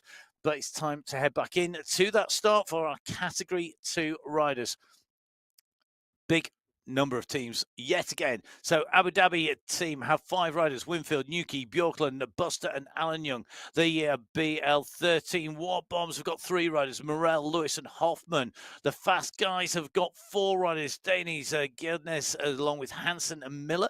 The Goats have 5 riders: Kane, Bjarhead Kane, so Burke and Khan Kane, as well as Mindakowicz and Milostich. Reliance have 4 riders: Kahol, Gombe, El Alami and Keradine. The Smarties squad are on 5 riders: Bankston, Betty, Van He, Ritter and Walter. Team Ice Cream, my favourite team name ever.com. 4 riders: Barra, Benedetti, Dunn and Santo, although it is up there with the Espresso team. The Fastest team, 4 riders: Nick Koskierski, Havo and Nair. The Hitmen, Krasnich, Simmons, Grays, Fawcett and Coyston, 5 riders. The UAE Clan team, the legendary UAE Clan team with Mr. X100, who's leading out here. Team of 3, Mr. X100, Pablo Popovich and SS. We've got the Wattage Warlocks with Downey, Howeiler, Brun and Wozniak. We've also got UAE Falcons rider Zaid Hamden. We've got Christian Montoya, David Goodall, Juan Gallo, Lewis Ridley and Samuel Josh. 52 riders on the start list. SS in this group, part of that UAE Clan team. They will be looking forward to the Yabble Yates, all of them having ridden the real thing in person. However, at the moment, it's Jakob Bjorklund leading this group out, and Bjorklund has gone on the attack for the Abu Dhabi team. Well, he has indeed, and I'm not surprised he's gone on the attack. He's got Cam Winfield, Ivan Newkey, Mads Buster and Tord Allen Young is part and parcel of his squad. And Buster's had a 1st and a 3rd place this month, so why wouldn't Bjorklund go on the push straight out of the pen? Bjorklund's also had a sprint win this month as well, so just showing his prowess. In fact, Cam Winfield coming to the front of the pack and coming off of the pace, doing beautiful teamwork behind the pack, rolling and rolling well. They're at 6 seconds. Bjorklund is dialing it on the front. Now, the team competition for me, it is a scattergun. The fastest team, Nick Koskierski and Havo, have all had top 5s this month. The Hitmen have had 2 riders in the top 5. Graves has had a 4th and Coinston's had a 5th. The Abu Dhabi team, the BL13 Watt Bombs, the Fast Guys, the Goats, the Smarties, and the UAE Clan team have all had 1 rider in the top 5. I predict Category 2 team competition is going to be very close. I think that's probably the easiest prediction of the day. Well, you know, got to take one where you can. Well, you do indeed. I really love the volume of teams. I love the fact that we've got such strong teams in there. I also like the fact that there are very obviously riders who ride for teams and other riders who ride as individuals. Oh, that is so true. But Khan Kainman, Dakowitz, Santo, Bjarhead, Ospina, all hidden in the bunch at the moment. Let's see who will take this out. Who's going to take away the race victory as they come to the top of the Yabble Yates? They're currently 1.6k into the 45 kilometres of racing. Newkey, Bjorklund and Alan Young at the moment on their way through, in with Ivan Newkey on the top of your screens. He's out of the saddle. Looks like, in fact, I can guarantee you he's down in the Abu Dhabi Cycling Club HQ, based on Darriet Island. Bjorklund with the sun blazing in. Tord Alan Young looking just a little bit more overcast where he is in Sweden. Our Ugandan rider and our 2 Swedes in there. And at the moment, you can see them. Ivan Newkey giving us thumbs up, giving him a wave. It was one of the highlights, if not the highlight, I have to say, of our visit to the UAE for the World Championships. The Abu Dhabi team racing very strongly here today with the riders, but Ivan Newkey playing host to us, and it was great to meet them and the CEO. I mean, amazing vision from the Abu Dhabi cycling team about bringing forward riders and riding as well as the racing.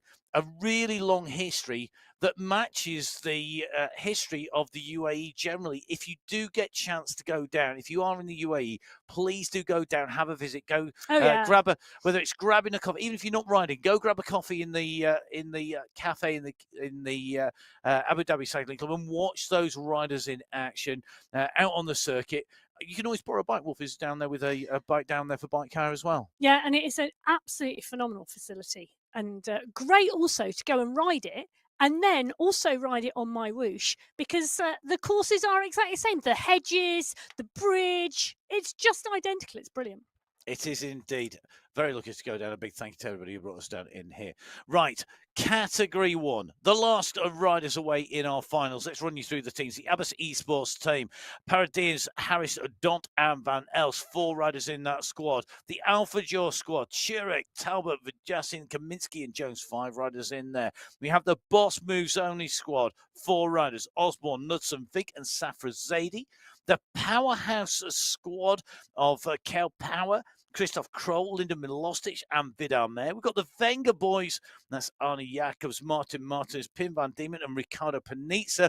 And the Farm Watt squad now, Bjorn Andreasen, Hayden Pucker, Johan Noren, and Mikael Plantero. But I think you've got word on Mikael Plantero may not be taking to our race He's not. start. He sent me a message this morning telling me he's not well. He has flu. So get well soon, Mikael.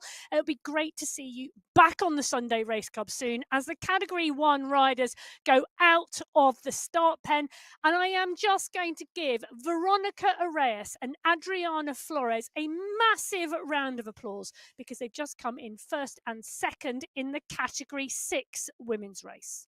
We'll dive in and we're going to give all those riders in Category 6 in the women's race the recognition they deserve. The race winning time, fractionally under 2.5 hours of race. 2.5, I'm going to say it again, 2.5 hours of racing for our Category 6 winner in the women's race. We will bring you the full results of those, as many of those riders as we can in a short while, with some more details of the riders who are behind, because that's an amazing performance out there. That's some serious endurance to be able to ride that long, never mind race that long.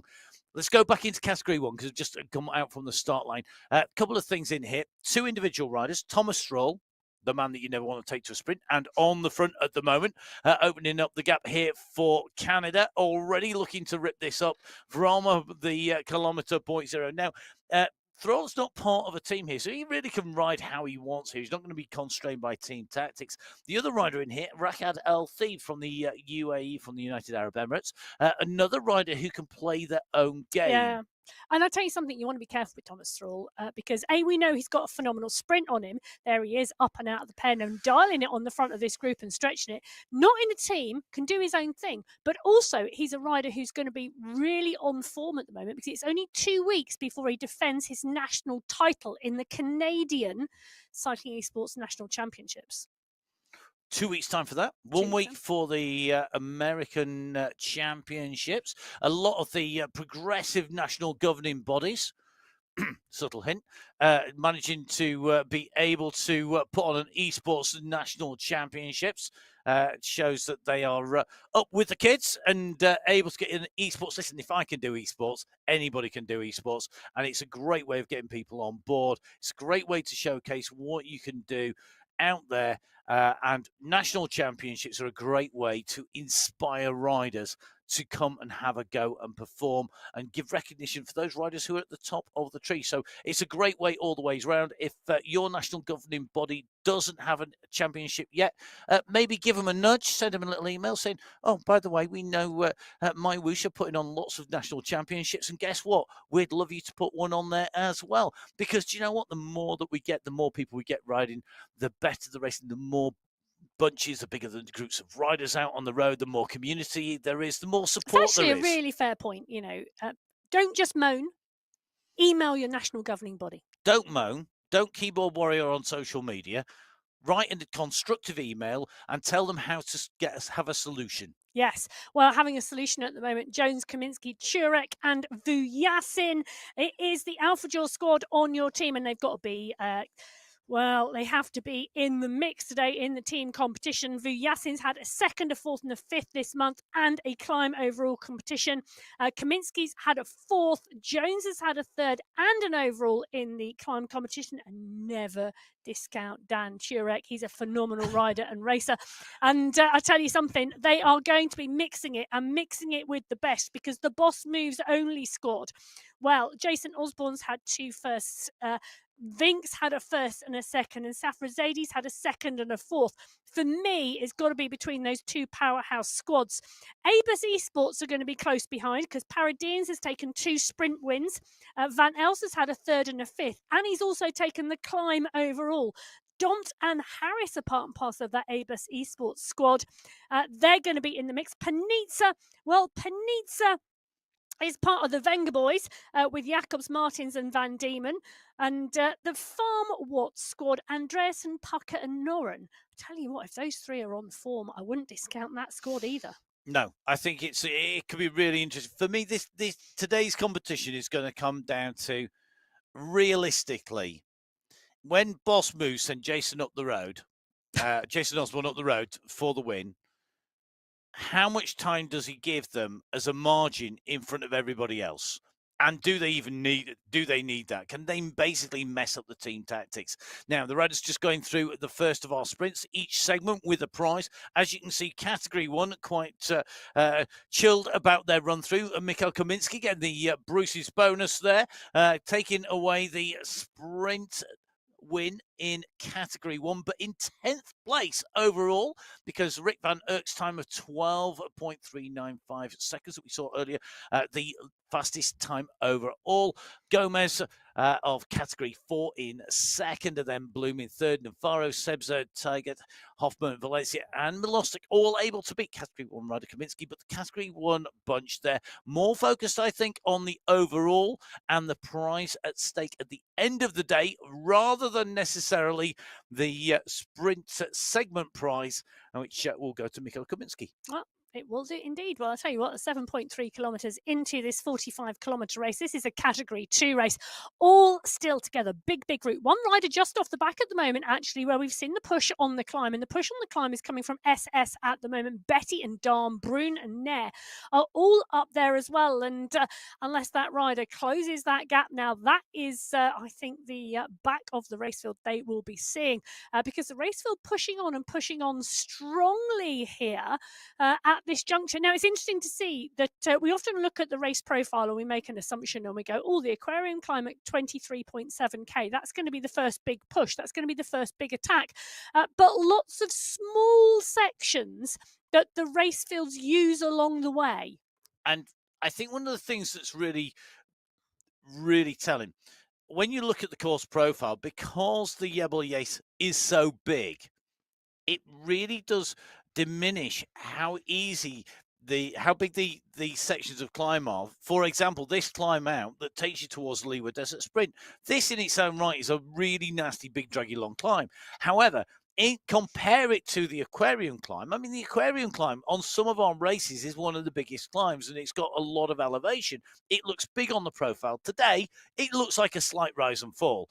Never mind these climbs, which are almost impossible to distinguish. And that is why riding and racing on the platform is so critical. Getting to know how it rides and how it races. There are so many community races now on MyWhoosh. You can set up your community event. You can set up races really easy. All you need to do is put the form in. It's on the website. Go to community events. You can click there, put your event in. You literally just fill in the details on the form, send it to MyWhoosh and the team there, put the event onto the system, and you can have it within 2 or 3 days. So dive on board. Get your events on there. Loads of great races, lots on the calendar. Make sure you jump on board. Come and join the team from the Smarties team. Betty, Van Heep, Bengston and Walter, all out of the saddle, climbing over the top here, being led out by Ricardo Betty. I'll tell you something. He's on the front. He's tapping out the rhythm. I wish I looked that cool on the front of anything. Well, no, it doesn't happen even on the run down to the cafe on the bike. Well, he is indeed going over the top of that climb with SSX 100, Dom, Brun and Nico. Nair is there as well. The climb is over there on the top. It's a flat plateau on the top of this climb before they start the descent. And SS and Betty doing the business on the front of the pack and staying on the pace. Well and truly on the pace. The riders are on the way. On the way up the climb, Mr. X100 at the moment, going up towards the front of the group, making the way over the top of this section into the downhill, getting the speed, getting the power is going to be critical. Thomas Stroll, meanwhile, at the moment, I'm not sure Thomas Stroll hasn't decided. Today, I'm going to go do a big time trial effort. I'm going to go off the front. I'm going to do an effort from the word go. Osborne behind, he's not letting him go. He's having to pick up the pace. Now, across from category 1, the elite riders to our standard category, our new standard category, which is category 6. It used to be 4, now on to 6, and category 6 hitting the aquarium climb. This is the first of our categorized climbs. It is a category 4 climb. Total distance of the climb, 3.3 kilometers. It's 94 meters of ascent. The average gradient is 3%. Well, It's not huge. No, but it's looking like there's a big group of riders here, which is great to see. 13, 14, 15 riders in category 6 still together as Teron leads them on to the climb. The climb now 3.3 kilometers, average gradient 3%. So 94 meters of the 997 meters of climbing, around 10%. On the aquarium climb today. So the push is now on, and Kennett, Teron, Smith, Dadson, Yates are all in the leading group. Kennett, the rider with the category 6 fastest time up the aquarium climbs, 6 minutes 39 seconds. There you go. Is the fastest time on the aquarium climb in category 6. Will he beat that time? Will that change? Because, of course, we have got the WA sitting on the back. The aquarium climb used in multiple race routes. Now, in category 2, you can see we have just got Hoffman there on his own. Behind, you can see that the gap has opened between this bunch and a trailing rider. So 1 or 2 riders are going off the front, 1 or 2 riders going off the back. The majority, though, able to sit with this group and the pace they're traveling.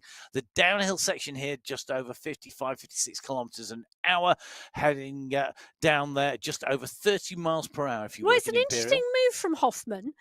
So Lucas Hoffman from the BL13 Watt Bomb squad, just putting in a big dig and going off the front there, not continuing to push, backing off the pace. He's gone early before the sprint. My question is, has he gone early to give a teammate draft on the sprint section?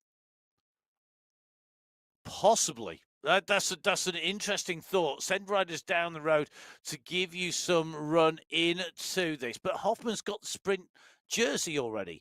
And the problem is that he's coming in on the front here, and he's going to be eclipsed because he's not going to be the first over the finishing line here. Hansen's going over the top here. He's being challenged by Simmons. Simmons is pushing him all the way. Olivier Simmons comes from the back to the front. Has he got the fastest time? I think he has. And he's taken away the points as well. Hoffman, after leading going into the second of our sprints, he got the fastest time through the Abu Dhabi sprint 1, but then because he was off the front, he had not got the bunch to go with. He was caught back. Olivier Simmons is on his way.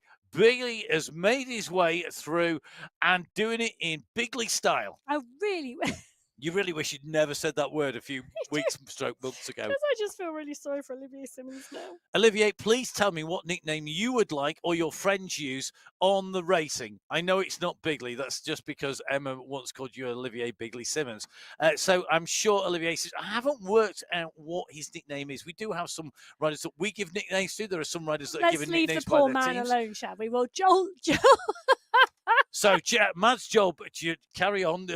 Emma's going to fulfill all of them. Any more nicknames coming? Mads Joel Buster. No. Mads Buster is a cool enough name. You don't need nicknames for that name, he do definitely doesn't need a nickname. So, leaving the nicknames alone, we're just going to move back to our split screen with our 2 categories. Category 5 make the way on to the climb. They are on to climb number 1, the aquarium climb. Adriano Zanaska and co making the way up here. The fastest time on this climb for category 5, the course record, 6 minutes and 20. In category 5, that is set by Ola Warren. We will see whether that time is going to be eclipsed this time round. Don't forget, of course, lots of riders in this bunch. It's a big group coming onto this group. Now, I'm just going to dive off from the men's race. We're just going to go back to the women's race because we have got our top 5 riders in category 6 in the women's racing. So women's race that set off our category 6 riders, first riders out and away. Our 5th, in fact, we've got our top 6 coming in. So the race win taken by Veronica Arias in 2 hours, 29, 38 minutes. Adriana Flores coming through behind, 28 seconds down on the race leader, both from the Intercontinental squad. Wheels United, though, had a good day at the office because they had Rona Tanglion in 3rd place. They had Katrina May Ruby in 4th. They had Sarah Jane Vosch in 5th. all from the Wheels United. Then it was the Intercontinentals rider, Monica Hadjuk. Hadjuk coming through in 2 hours, 43 minutes, which means it's going to be really tight on that team competition. Team competition going to Intercontinental from the Wheels United squad. Well, whilst Matt's just running through the top 5 in the top 6 in the category Yes, 6 because it women's affected race. the team competition. The category 5 in the men's race, Osmar Vass just on the front. We were in with him. He's pushing on nicely in that group on the aquarium climb. On the right-hand side of your screen, it's the category 6 race coming towards the top of the aquarium climb. And Yates is there, Kennett is there, Teron is there, Botero, Monsalve is there, Dadson is there. It's great to see Stephen Kutab is there, or Johnson Kutab as well is there as well.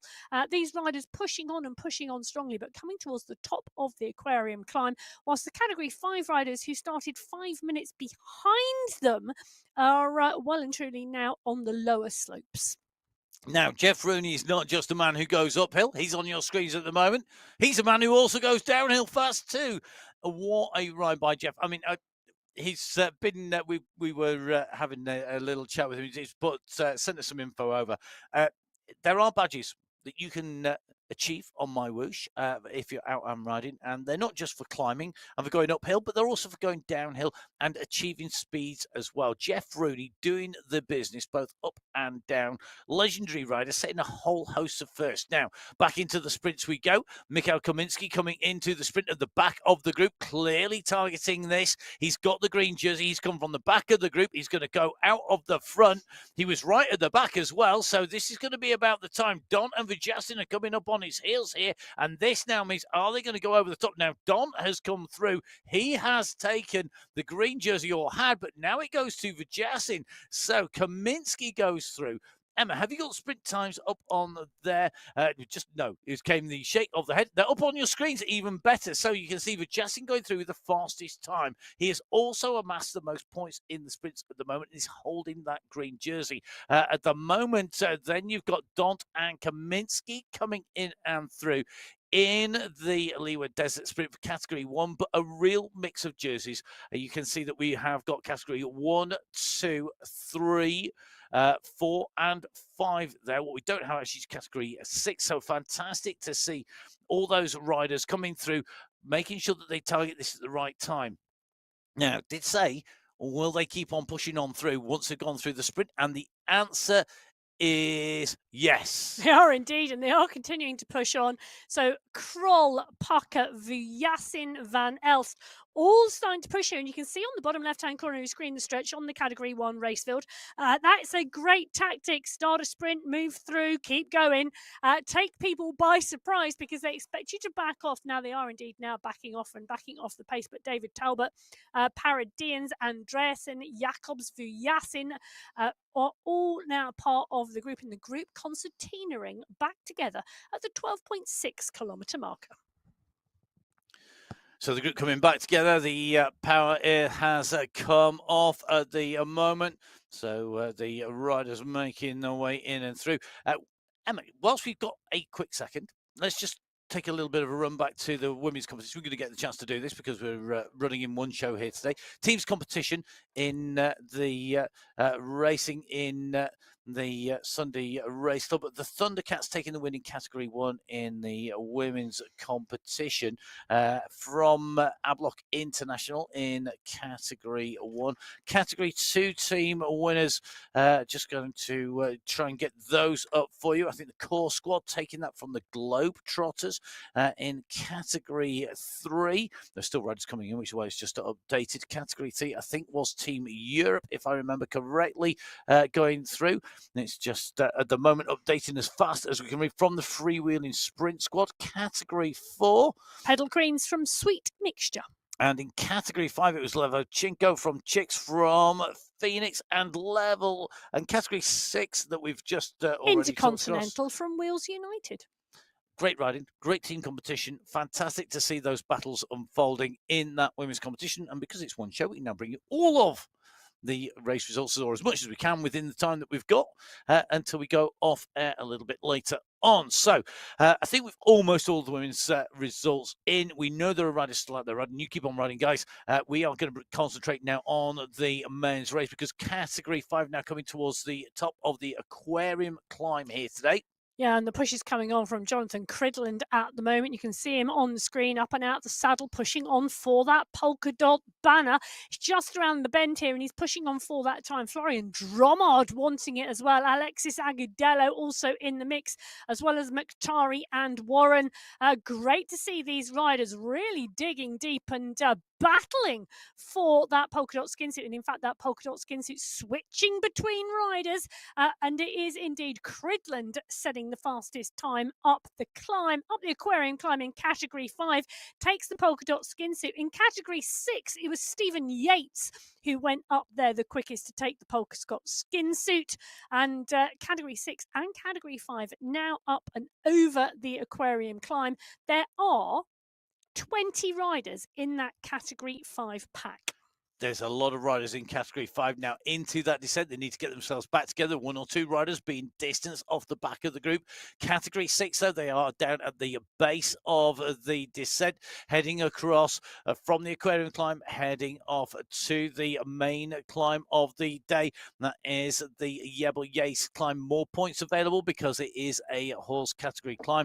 Now, interestingly, Kenneth, the rider who had the fastest time up the aquarium climb, coming across third that time round. So shows he's there or thereabouts. Meanwhile, back in with Mr. X100 in the Category 2 race. The leaders at the moment at the 17.5k marker. Another one of these little risers as they come up here to the T-junction. The riders turning right here. And as they come round, it's not far now into that sprint segment. They go sweeping around the right-hand bend. The sprint segment kicks in at 18.2k. Now, Mr. X100 at the moment on the front. He's got his teammate on the front of the bunch behind there, just marking everybody out. SS doing the team roll here as Mr. X100 is on the front. Interestingly, Hoffman is there. Hoffman had been battling here, taking sprint number 1. He didn't take sprint number 2. If you remember that, chased hands because he'd been off the front at that point. Really interesting tactics from our riders. Really interesting to see how they play this. We're heading into the sprint. Watch out from the back of the group to the front. The fastest way to ride it, take as much draft on the way through. Who is going to be able to take this? You've got to run from the back to the front. Who's going to add to their points? This is the... I can see the effort coming in as the rider dialing it through the pack, and the push is on now. Goodness, is the rider pushing at 15 watts per kilo. Hoffman going as well this time, but Hoffman not doing the business. Bjarhead is coming up as well as Winfield. Who's going to take this in Category 2? It was a cracking sprint, and a number of riders went for that. But Olivier Simmons, 1,123 watts. Nice power, good sprint, and taking the green jersey because that is the Future Museum sprint. That's the final sprint. So Simmons taking two sprint wins and the overall. Yep. So Simmons took that sprint from Bjarhead, from Winfield, from Hoffman. And not only are the riders sprinting through, they're continuing onwards because this is a kick onwards. Mr. X100, who is off the front, has continued to push here. Simmons has gone up to that front group. SS comes across as well. The pressure of that sprint, that kick has gone on. And anybody now who expended too much energy could be in trouble here because the push continues onwards. This is not backing off. 5.5, 6 watts per kilo. Van He pushes. Brune pushes. They're over 6 watts per kilo here to pull back Mr. X100. Phil Grace, 7.5 watts per kilo. Where did he find those from? I'll tell you something, that is some serious power going down to keep this group in check, to not let anybody go off the front. Everybody wants to be in contention as they hit the base of the climb. 23.7k is the base of the aquarium climb. We've got some roller style hills, just some rises and falls on the way in. That's the first of the climbs. Category 4 climb. Category 2 on the way. The group, though, back together again. Well, they are. And Category 4 have just gone over the top of the aquarium climb, actually. And Maciej Skierski has gone over in the top spot from Abello. From Barchanski, Cadiz, Groen, Bedoya, Gonsolin, Thompson. And if I scroll down, 29 riders. Let me say that again. 29 riders in the leading group over the top of the aquarium climb in Category 4. I'm going to put that into context. There are 52 starters. It's still just over. Well, it's just over half. Generally, the bunches go over the climb together. Generally ish, kind of, with a bit of leeway there for Matt's mass. But it is, what's really interesting to me is the way that this racing is shaping up, going over. It's very, very similar across the categories. We just see in category 3, bottom left hand side of your screen, on that same climb going up towards the summit of the climb, and that still looks like there's a lot of riders in contention. Will it be half of the group? The category 3 total packs are 53 down on our start list. At the moment, I would say that's over half the group still there. So would I. But it's Bloom at the front with Ramirez and Guerra. Solly is there. Tidholm is there. Velez is there.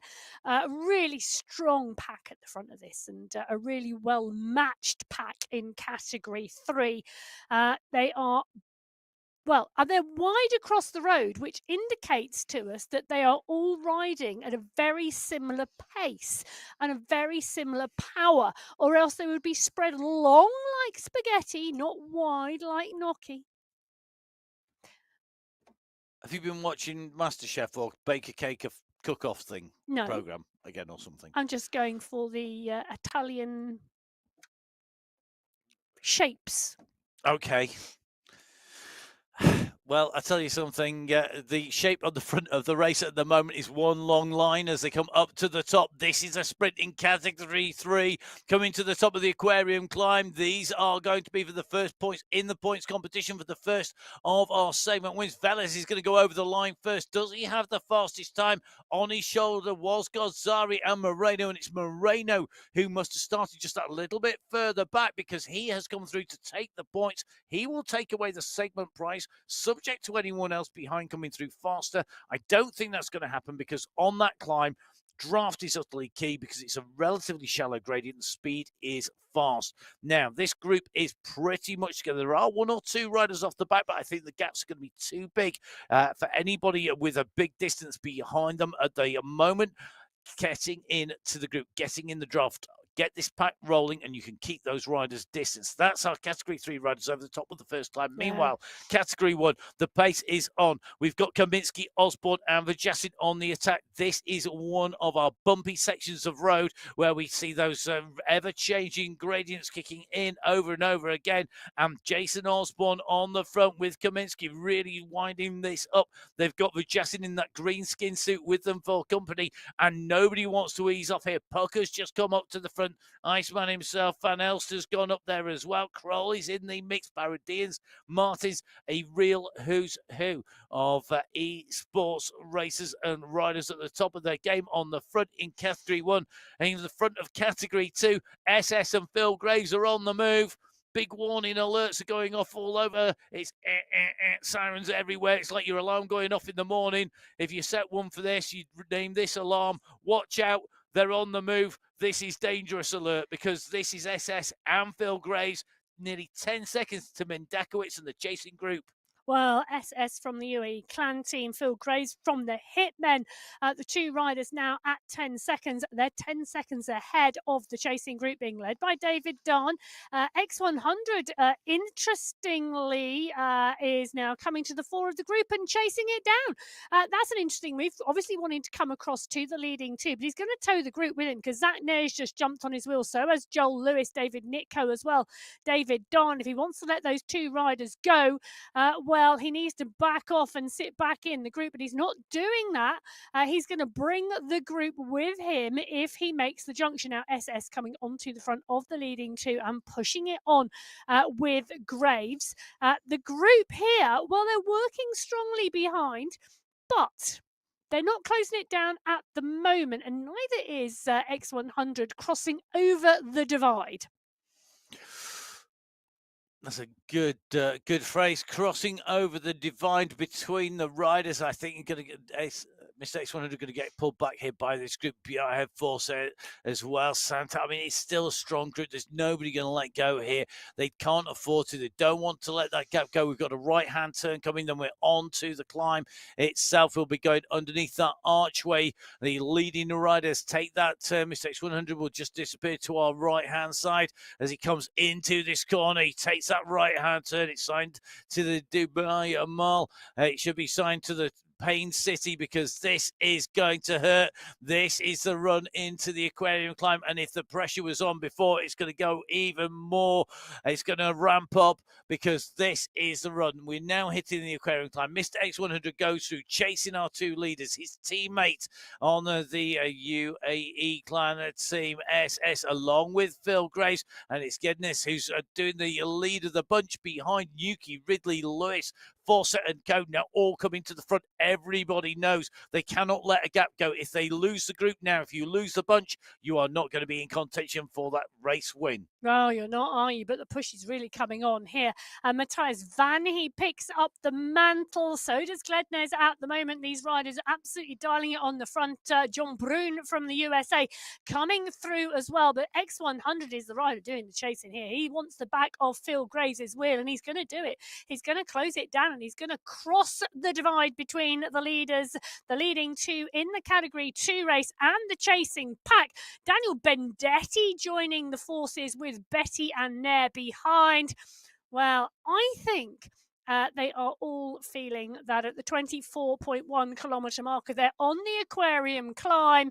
At some point, it's going to get a big push from behind, and they think that 10-second gap is enough to close down. Whether it's on the aquarium climb or whether it's 4 kilometres later when they hit the Jebel Yace. Well, Graves SS now joined by X100, Betty Krasnich, Nick Kovanhi, all 10 seconds back at the front of the chasing group. So Mr. X100 here holding those wheels. He cannot afford to let this group go in front. He knows that if he keeps this pressure on and keeps the pace, he's with a teammate. He'll want Graves in there as well. And Phil Graves, Mr. X100 and SS, long-term races on this platform. They race together in Category 1, back when we had 3 categories, way back when 2020, as we kicked off in 2021. You can see the action at the moment on your screens. The Sunday race club coming to you, Category 2. The pressure is on, and Category 4, the pressure well and truly on. They're on to the climb. We've got Abello, Sanchez, and Young all working hard here at the moment on this climb. The leading group in Category 4, 32.7k covered. They're into the first few kilometres. That 13.5 kilometre climb that is the Jebel Yace. Well, they've got Category 6 and Category 5 ahead of them, up the climb, further up the climb of the Jebel Yace. The finish line, let's just do a reminder, at 45 kilometres. The Jebel Yace at 13.5 kilometres of climbing. This is the leading group in Category 4. At last count, it was 29 riders going into the base of the climb together.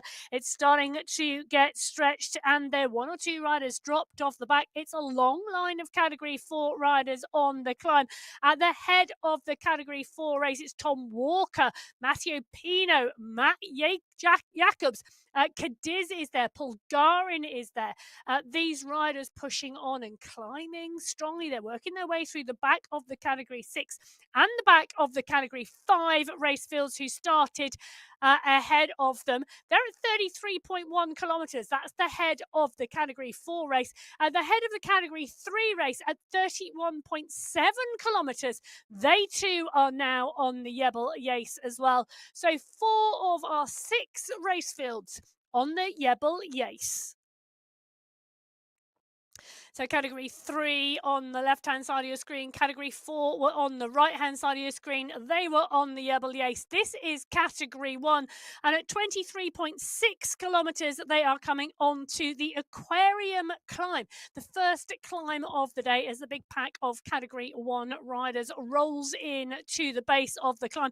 Michael Vink at the front, being marked by Lionel Vuyassin, Michael Knudsen, Martin Martins, David Talbot, all there. Vuyasin in the green skin suit, signifying he's holding the most points in the sprint competition. Well, that sprint competition is now over for the day because the 3 sprints are already done and dusted. So Vuyasin holding that sprint competition and winning that sprint competition today in the Category 1 race field. Now, Vuyasin, Martins, Andreasen, Vink, Tolbert, Van Elst, Jones, Harris, Power, Osborne, all in the group. So is Paradeans. It's a huge group of Category 1 riders who drop in with Martins at the moment. He's towards the front of the group and concentrating on that climb. The climb of the Aquarium climb, 3.3 kilometres at 3%. And it's looking like this group are going to go into the underwater tunnels. The Aquarium itself together. It's going to be interesting to see whether we see a push on the front for the fastest time in that polka dot skin suit competition, the climbing competition, or whether we're going to see that entire pack stay together. Well, Betty pushing on in the Category 2 race, trying to close down the gap to the leaders who broke away in that Category 2 race. X100 last time we were in here, close the gap between the chase group and the leaders.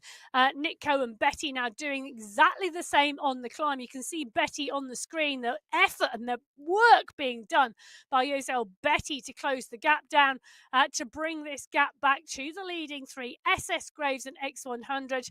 There they go underneath, and they are just about to make it to the back wheel of the leading group as Betty takes the fastest time up the Aquarium climb. Coming down that chase down, bringing the gap down. It's the fastest through that time segment. Will we see another split? Riders off the back. This is going to be key. Super fast time through there. Well, Smarty Pants Betty taking away the win here. The Smarties rider, the fastest time through the section. Well, he was indeed, and really interesting here. So 3 riders away, 36 riders in that chasing group. That's just crazy. That's just crazy. Come on, guys, you're not trying hard enough. So if it comes together, that'll be 39 riders going into the base of the Yebel Yace together. We could have just started at the base of the Yebel Yace, almost. Well, you said that, not me. Well, I quite like that idea. Just a straight hill climb one day on the Sunday Race Club. Do you not the endurance climb, just up the Yebel Yace, 15k, job done. Why not? That would be an interesting race, wouldn't it? It would. I tell you something. It would shake things up. Well, there you go. That's Matt's silly suggestion for the day. Well, there we go. On the right-hand side of the screen, X100 at the front of that Category 2 race with Graves and SS. The gap 5 seconds at the moment on the descent. And there's a huge push on the chase group behind. That chase group may well split, you know. And interestingly, the chase group of 36 riders in the Category 2 race, we're talking about it splitting on the descent, not on the climb. Well, on the left-hand side of your group, on the climb itself is the Category 1 race. They're at 25.8 kilometres. They have still got over a kilometre of climbing to go on the Aquarium climb. And the group's still all together. So Panitza, Kroll, Torbert, Vuyasin, all in the mix. Hayden Pucker towards the 4 of the group with Ollie Jones and Lionel Vuyasin. There is 1 rider been distanced on the climb in the Category 1 race. Just 1. And that's really telling, isn't it? You can see the red and yellow chevrons coming on in Category 1 as they're on to that climb. Meanwhile, Category 6, the leaders on the road, Kennett, Botero, Tejo, along with Milostic and Yates. They've got a slight gap to Smith and Lenador, but this could all really come back together once again. Leaders in Category 6 on the big climb, on the Yebel Yates. Category 1, last riders out from our start pens, the leaders on this climb. At the moment, the pace being put down by Pucker on the front here, out of the saddle. 9 watts per kilo coming from Pucker. Andreasen answering that. He's right on its heels. Vink, Vujacic, Kaminsky and co. Knudsen's right up in the mix. We're starting to lose a couple of riders off the back here. They're not able to stay with the pace. The selection is starting to be made on this, the first of our categorized climb. It's the Category 4 climb of the Aquarium climb, our monthly final race here on the MyWhoosh Sunday Race Club. And our elite riders are ripping up the pavement. They're ripping up the tarmac. They're ripping up the surface here because this climb is going to be critical. Who is going to take away the fastest time? It's a sprint for the line. Well, Kaminsky is sprinting, but Pucker's on the front now. Hayden Pucker saying on the podcast this week, the MyWhoosh podcast this week, that he was targeting the USA National Championships next weekend, and he's put in a big dig to try and take that polka dot skin suit, but the polka dot skin suit ends up on Mikhail Kaminsky's shoulders. Kaminsky on our screen at the moment, wearing that polka dot skin suit now in the Category 1 race, setting the fastest time ahead of Pucker, Vink and Osborne. The times come up on the screen together as we confirm 24 riders in the leading group at the top of the aquarium climb in Category 1. Kaminsky setting the fastest time, 5 minutes 11 seconds up the aquarium climbs day from Pucker, Vink, Osborne, Vyasin, Knudsen, Van Els, Andreasen, Harris and Jacobs. So close, so tight, and that push over the top here continues on. As you can see, those riders behind being well and truly distanced in Category 1. As we come in towards the climb in Category 2, Phil Grace and Mr. X100 have a 21-second gap at the moment. They've dropped SS. Well, yes. I'm just going to keep that under advisement at the moment as we run in to the climb here, because it may well be we're going to see him reappear. It may well be that the drop out of the, we will see if he's gone back into this group and maybe just saving some energy waiting for this climb to come and just doing a bit of recovery. Yeah, he is. He's back in the group. There we go. He's back in that group. He's done the recovery. We're in with Sebastian Havo at the moment. Havo on to the climb as part of this big group. Definitely a rider who could be up there at the finish. Miller, Ridley, Nair in here. Walter in there. Nuki's in here. Nuki's been on storming form. Could he be the rider? He's really well. His climbing has been stunning. And as the season has started to come towards more of an end, the UAE, the early part of the season, he was putting massive miles in, loads of training and racing. The moment he stopped doing quite as much training and racing outdoors, he's absolutely flown. Is today going to be the day? Simon Walter will want to stop him going up to the top first. Walter out of the saddle here. The German rider kicking on here. Thumbs up from him whilst climbing. That is multitasking at its best. Well, 2 riders down the road in the Category 2 race. 37 riders in this chase group coming into the base of the climb. Don Miller, Nuki, Walter, Betty, Ritter, Gombert, all in this chase group. And you can see it's a strong, strong group. The polka dot skin suit rider in here at the moment. Now, the gap back to this chase group is around 30, well, hold on a minute, let's take a look, 23 seconds to be precise. So X100 and Graves, 23 seconds up the climb at the moment. It's around 150 meters, but this group are not panicking. And the reason they're not panicking is because they've got 13.5 kilometers of climbing in total. Well, I tell you something, they are not worried about this. They're at 31.6 kilometers into the 45-kilometer race. There's still a long way to go. Well, that's Category 2 there on the top right-hand corner of your screen. On the bottom right-hand corner at 36 kilometres is the Category 4 race, and Tom Walker is doing the business in that race at the moment at the 4 of the Category 4 race. He's 2 seconds up on Skierski and Cadiz. And Ariev, who are the riders chasing him on the climb. Category 3, well, it's still a big pack of riders, even though they are well and truly on to the Jebel Yates. We said Category 3 was so well matched. Category 2 have just hit the lower slopes of the Jebel Yates. Big pack still together. It was 37 riders in that chasing group, chasing Graves and X100. Category 1, they can see the climb ahead of them. They've not gone underneath the polka dot banner yet, signifying the start of the Jebel Yates, but it is only 500 meters away.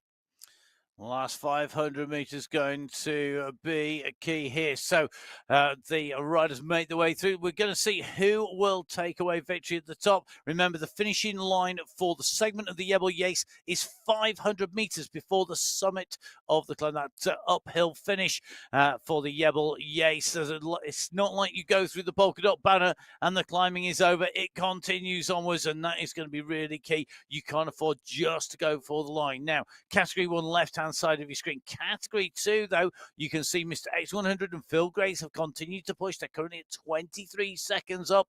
They're onto the climb. They're on a similar piece of terrain, which means that time gap is pretty accurate there as we drop back in with Category 1 into the climb. The Yebelyace, the final climb of the Sunday Race Club for January. It's on our monthly finals. It's a horse category climb.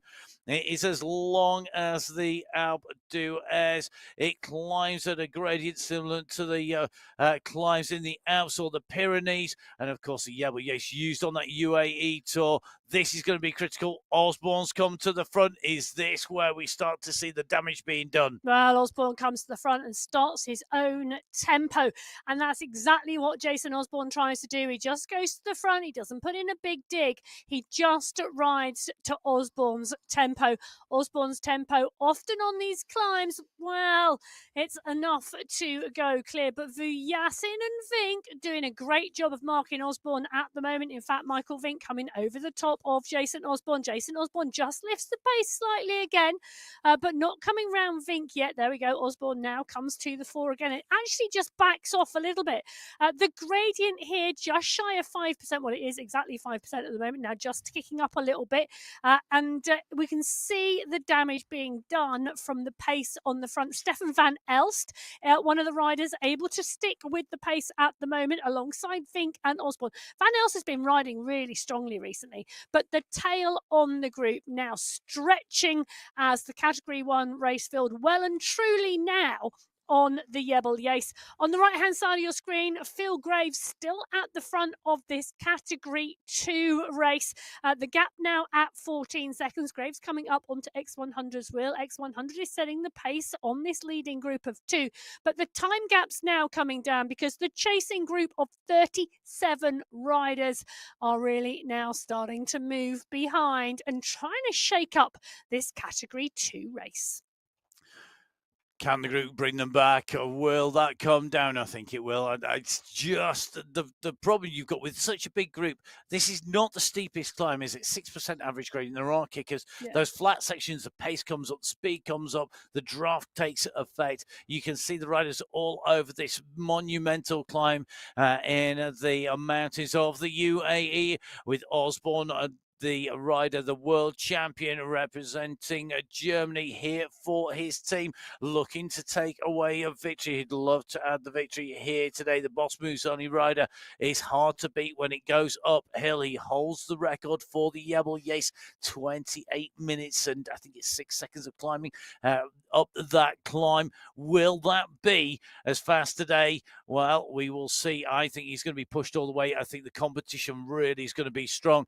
And remember, of course, it's a final where we often see our fastest times. And in the final, those team competition points, the key thing, it's about time. It's about how many seconds can you make? How fast can you get there? Graves on the front here with Mr. X100. The chasing group had got it to 14 seconds. It's gone back out to 16 seconds again. It's Yo-Yoing, Miller, Krasnich, Betty, Nair and Co.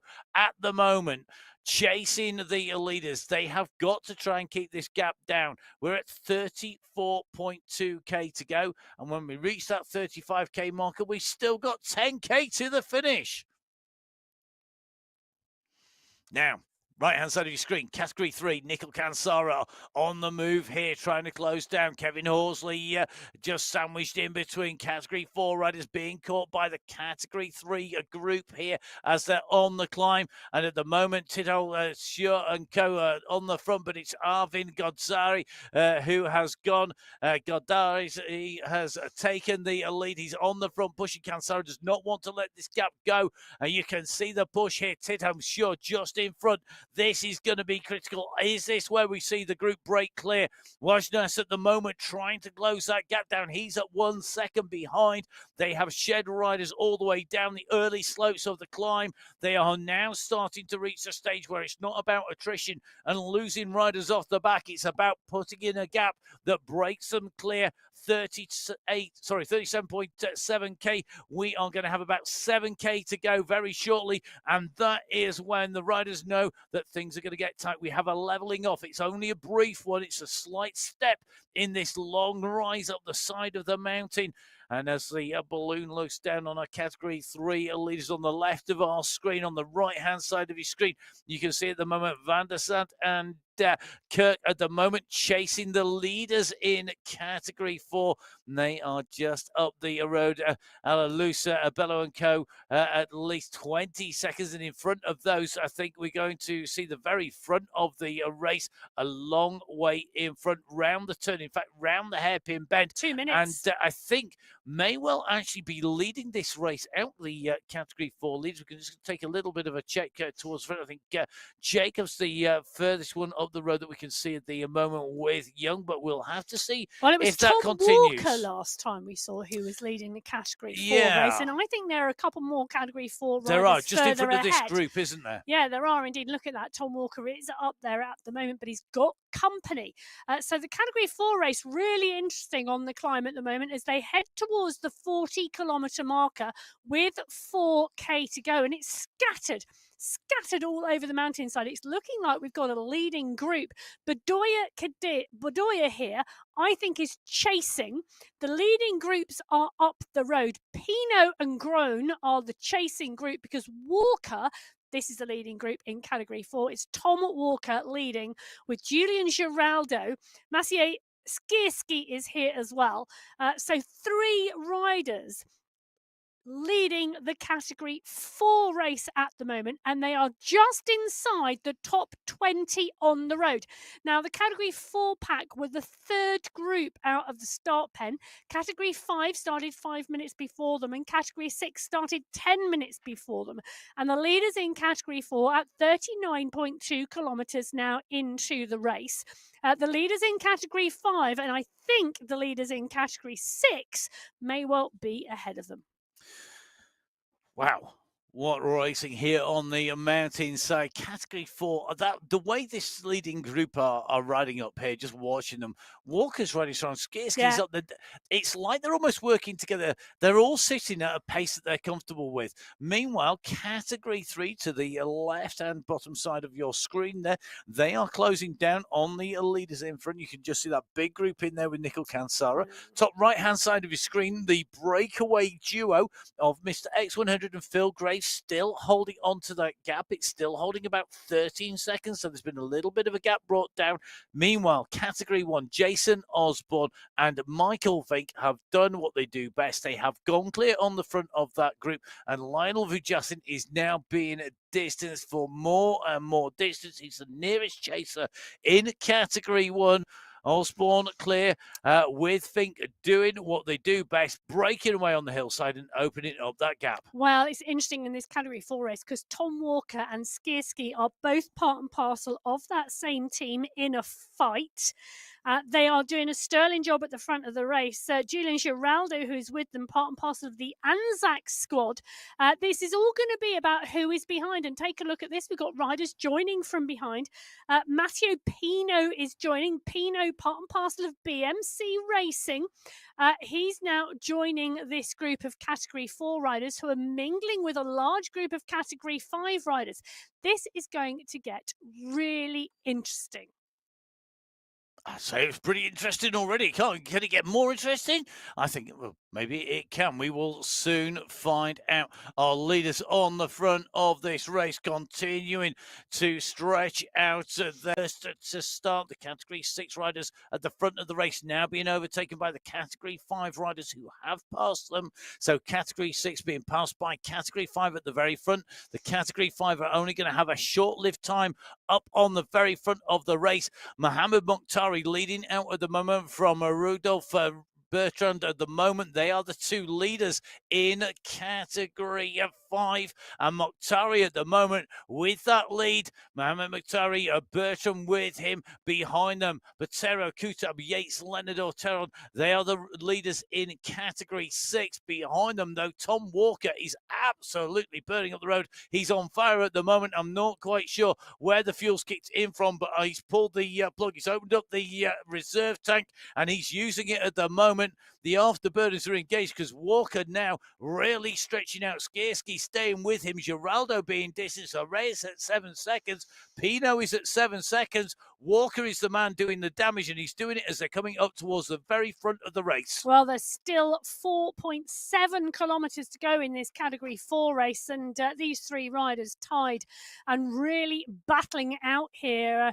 Pino and Iran, who joined the group, well, they've been distanced again. They got back on, they closed the gap, and now the gap has gone again. Giraldo on our screen at the moment, and you can see the look of concentration there. He's like, oh, is it a smile? Is it a grimace? As Julian Giraldo pushes on and closes the gap back to Skierski and Walker. Great piece of riding from Giraldo as he continues to move on. Tom Walker tapping past the Category 6 pack that he's in with Yates, Kutab, in that group with Riley Lostic as well. They are not at the front of that Category 6 race because they are tapping away. Well, in fact, they are, because Stephen Yates, Botero and Teron, those are the three leaders in that Category 6 race, as Tom Walker and Skierski then start moving into the top 5 on the road overall. Just the two Category 5 riders, Bertrand and Mokhtari, ahead of them now. And here we are, we're in with Bertram and Mokhtari as we take a look back behind. The red figure chasing his Walker. Skierski with him. On his heel, Skierski in that polka dot skin suit, showing that the aquarium climb is going to be added to here today. If he can stay in there, he could well be taking away victory. He's got to stay with Walker, though, because there's big points here, 15 points down rather than 5 points down at the top of this bigger climb here today. Bertram and Mokhtari still trying to stay clear. Really pushing here, still holding Walker at about 10 seconds. Meanwhile, further back down the road, the Category 2 escapees, Mr. X100 and Phil Graves. The gap is holding. In fact, it's at 15 seconds. They are matching the chasers at the moment, what for what, meter by meter, pedal stroke by pedal stroke. 15 seconds gap. It's Graves and Mr. X100. Can they keep clear to the finish? When will they go? We are going to find out. Time to see who can take away victory. The nearest riders to the top of the mountain, right-hand side of your screen.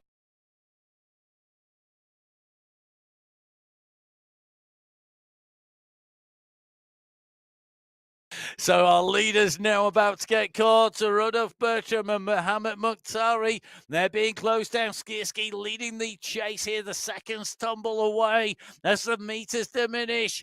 And they're going to be caught. Maciek Skierski in that polka dot skin suit, the mountain points leader after the first climb on the aquarium climb, leading up Tom Walker. Immediately behind him in that red jersey, out of the saddle at the moment.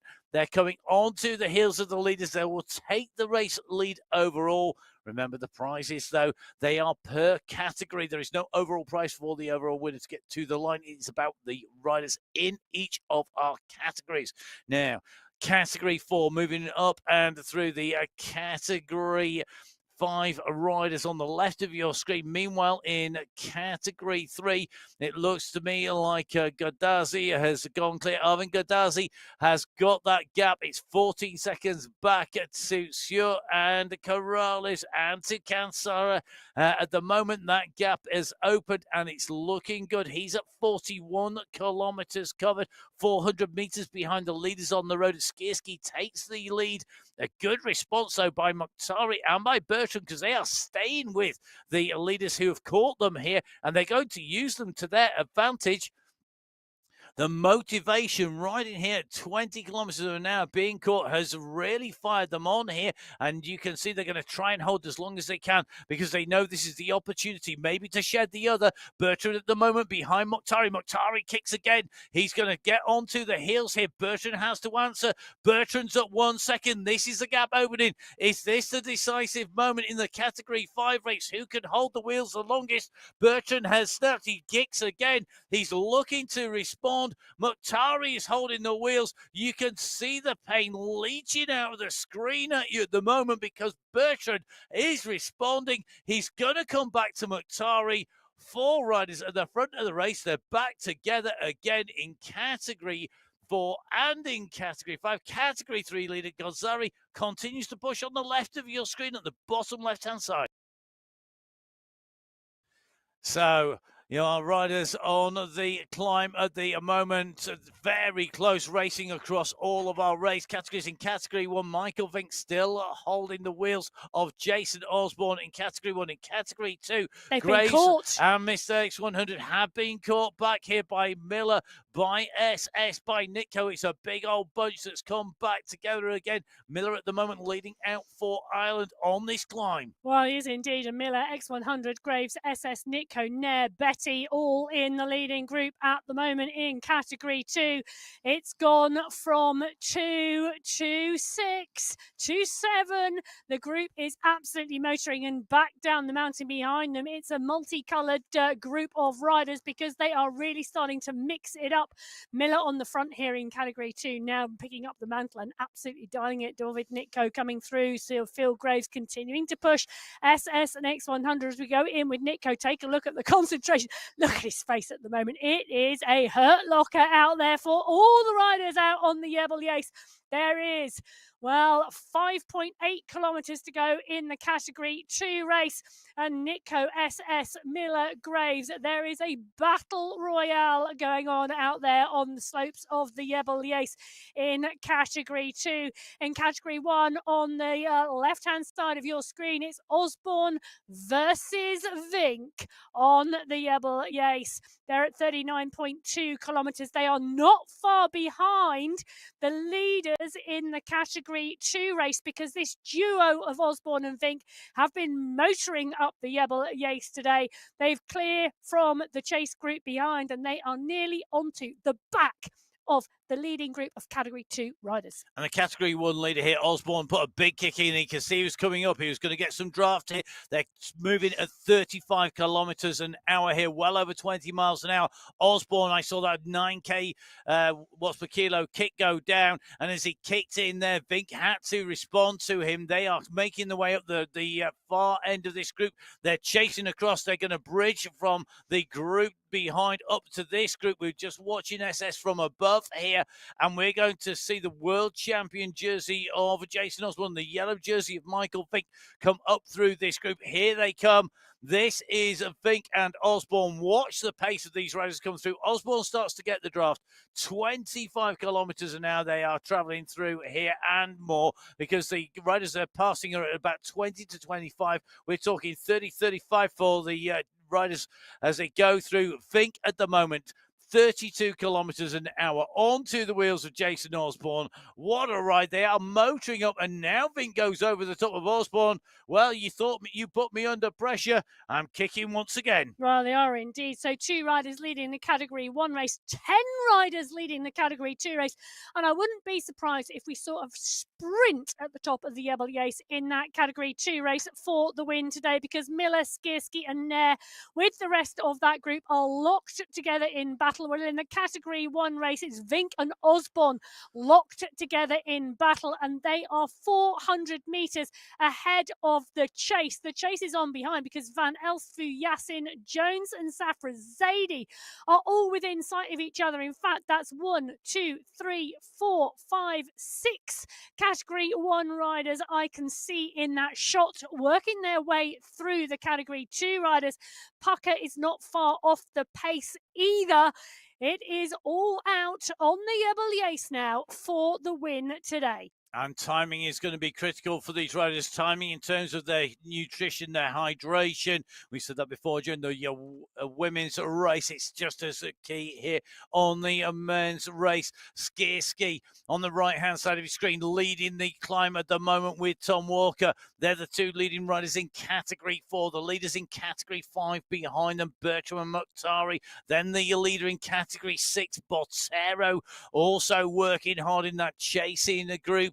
A little bit further back, you can see the leaders in Category 1. And the left-hand side of your screen still locked together. Michael Vink and Jason Osborne, the pressure off slightly. They're down at 5.6 watts per kilo. Yes, that is the pressure off. The pressure on the go up into double figures. Meanwhile, bottom left-hand side in Category 3, Arvin Goddarzi has got the gap. He's opened it, and at the moment, he's continuing to stay clear of the pursuit behind.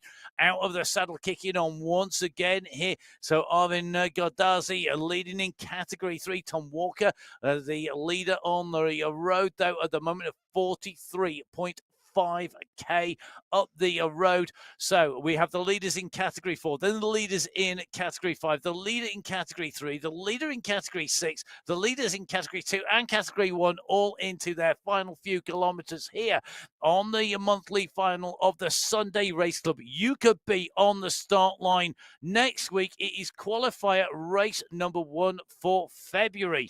Make sure you download the app. It's available on iOS, on Android, on Windows. Jump on board, join Emma in the coaching. Go get yourself out on to one of those free rides. Go follow the video on demand. Just go out and ride with one of the groups and the bots.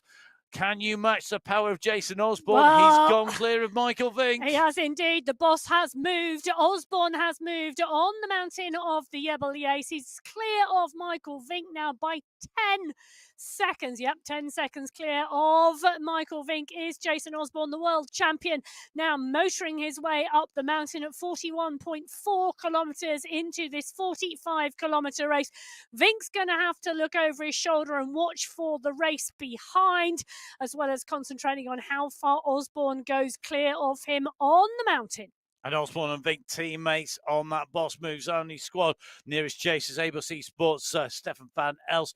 But they have got the pursuit in gear from Alpha Jaw as well. That's in Category 1. Meanwhile, let's go back to the front of the race. Left-hand side of your screen, Arvin Goddarzi leading Category 3 has just gone past Mokhtari and Bertram in the Category 5 race as they go up the climb. But on the right-hand side of your screen, Maciej Skierski accelerates. He's opening up a little bit of a gap to Walker. Walker is responding, trying to come back onto his wheels. They've got 900 meters to go now, 800 meters to go in the Category 4 race. It has been mano versus mano, one man against the other at the top of the mountain, though. It looks like Skierski is going to be able to pull clear here, but Walker responds, and Walker is trying to come onto his heels. Skierski wearing the polka dot skin suit now, 700 meters to go, and Walker's coming back at him. Well, the question here is Skierski going for the polka dot skin suit competition overall, or is he going for the GC? Because that banner comes 500 meters before the finish line. That's the polka dot banner signifying the end of the climbing segment, and Skierski's pushing here. So is Walker, because they both want to set the fastest time up this climbing segment today. Skierski wants to keep that polka dot skin suit on his back and win the overall climbing competition. Does he want to win the race, or is that Tom Walker's focus? Because Walker now is pushing, so is Skierski. They have got less than 500 meters now till they see that finish banner. Here we go, round a sweeping left, a tighter right, and then onto the left to the banner. They are going to continue to push here. Right-hand side of your screen, Skierski kicks once again out of the saddle, and Tom Walker this time, I think, has got no response. Walker's sub 5 watts per kilo now goes over 5. Will it be about timing this right? 300 meters to go. Skierski out of the saddle here, 77 revs per minute. The heart rate is climbing still. He's at 183, now 184. When does he hit the red line? I think he's on it. It's yo-yoing around that 183 marker. A little bit higher for Walker here behind as he's trying to close the gap down. This is the right-hand turn. The UCI banner, the finish line today comes into state for Maciej Skierski. It's the MyWhoosh Sunday Race Club monthly final for January 2025.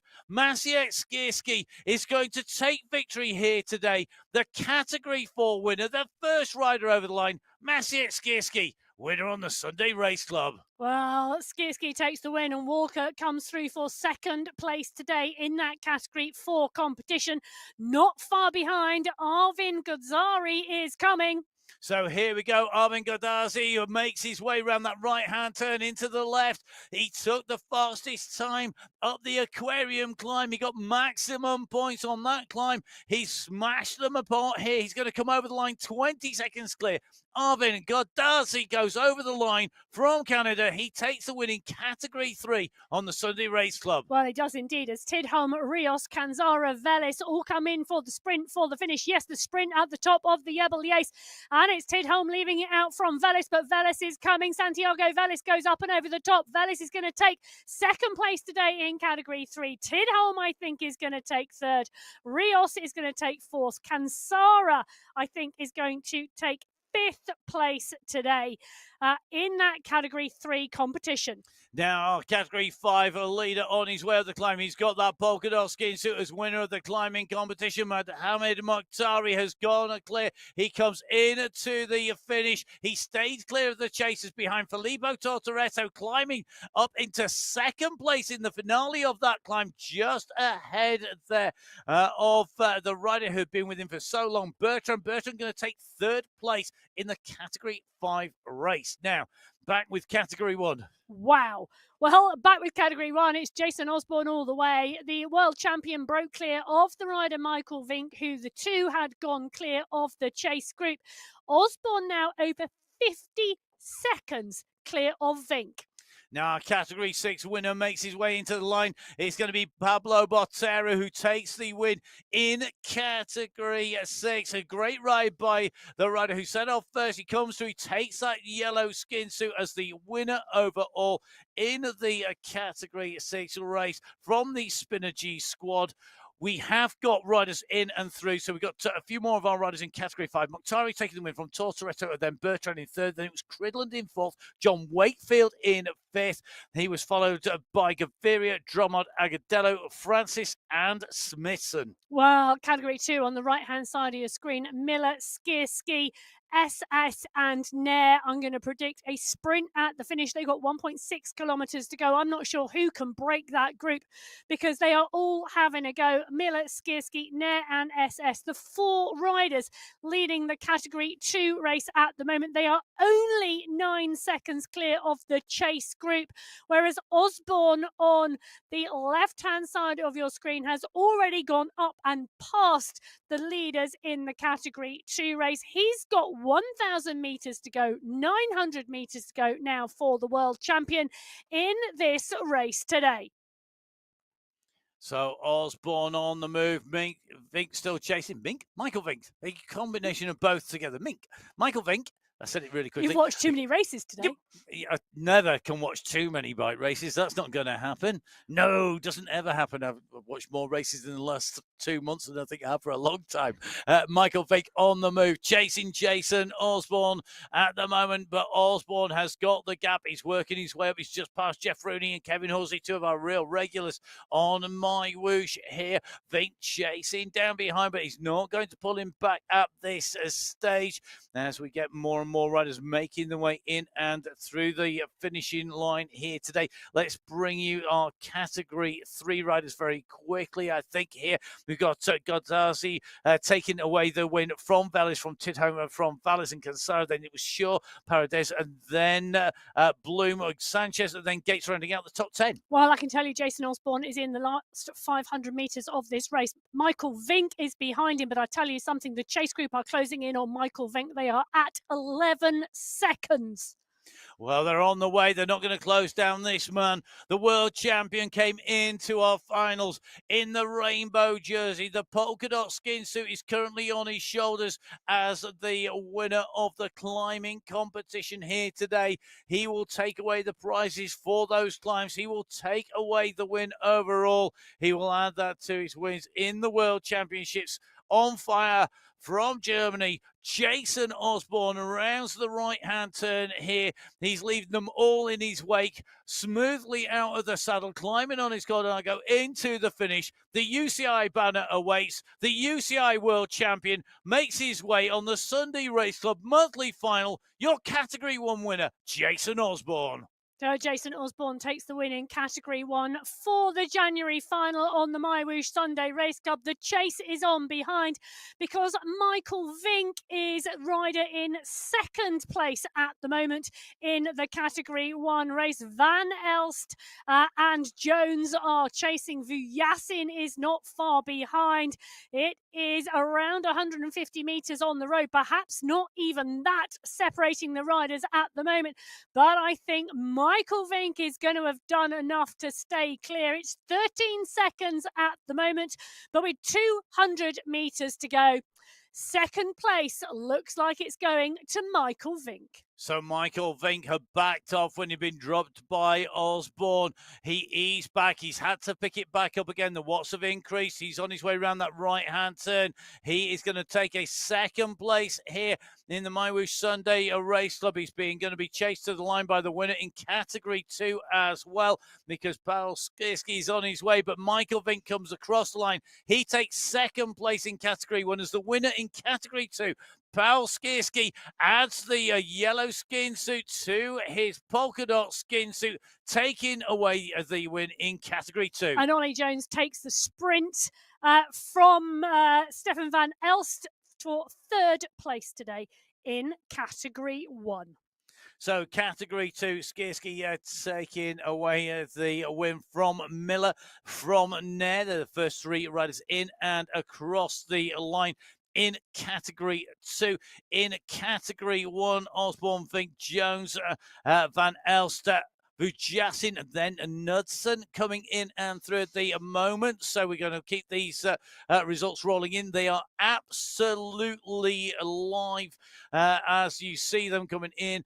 A fantastic race here today from all of our riders. The team competition is still wide open. I think the Boss Move squad should have Category 1, the fastest team, Category 2. Category 3 will be the WhatsApp team. Just taking a quick check, Category 4 should be in a fight. Category 5, Rule 5, Category 6, BMC 6. There we go. Well, let me just take you through the overall standing. So Jason Osborne takes the win in 1 hour, 11 minutes, 48 seconds. Michael Vink in 1 hour, 1 minute and 7 seconds back. Ollie Jones, Stefan Van Elst, Lionel Vujasin round out the top 5. Michael Knudsen takes 6. Hayden Pucker, ever present this month, in 7th place. Congratulations on yet again another 7th place, Hayden Pucker. Great consistency. Sai Safrazadi takes 8th.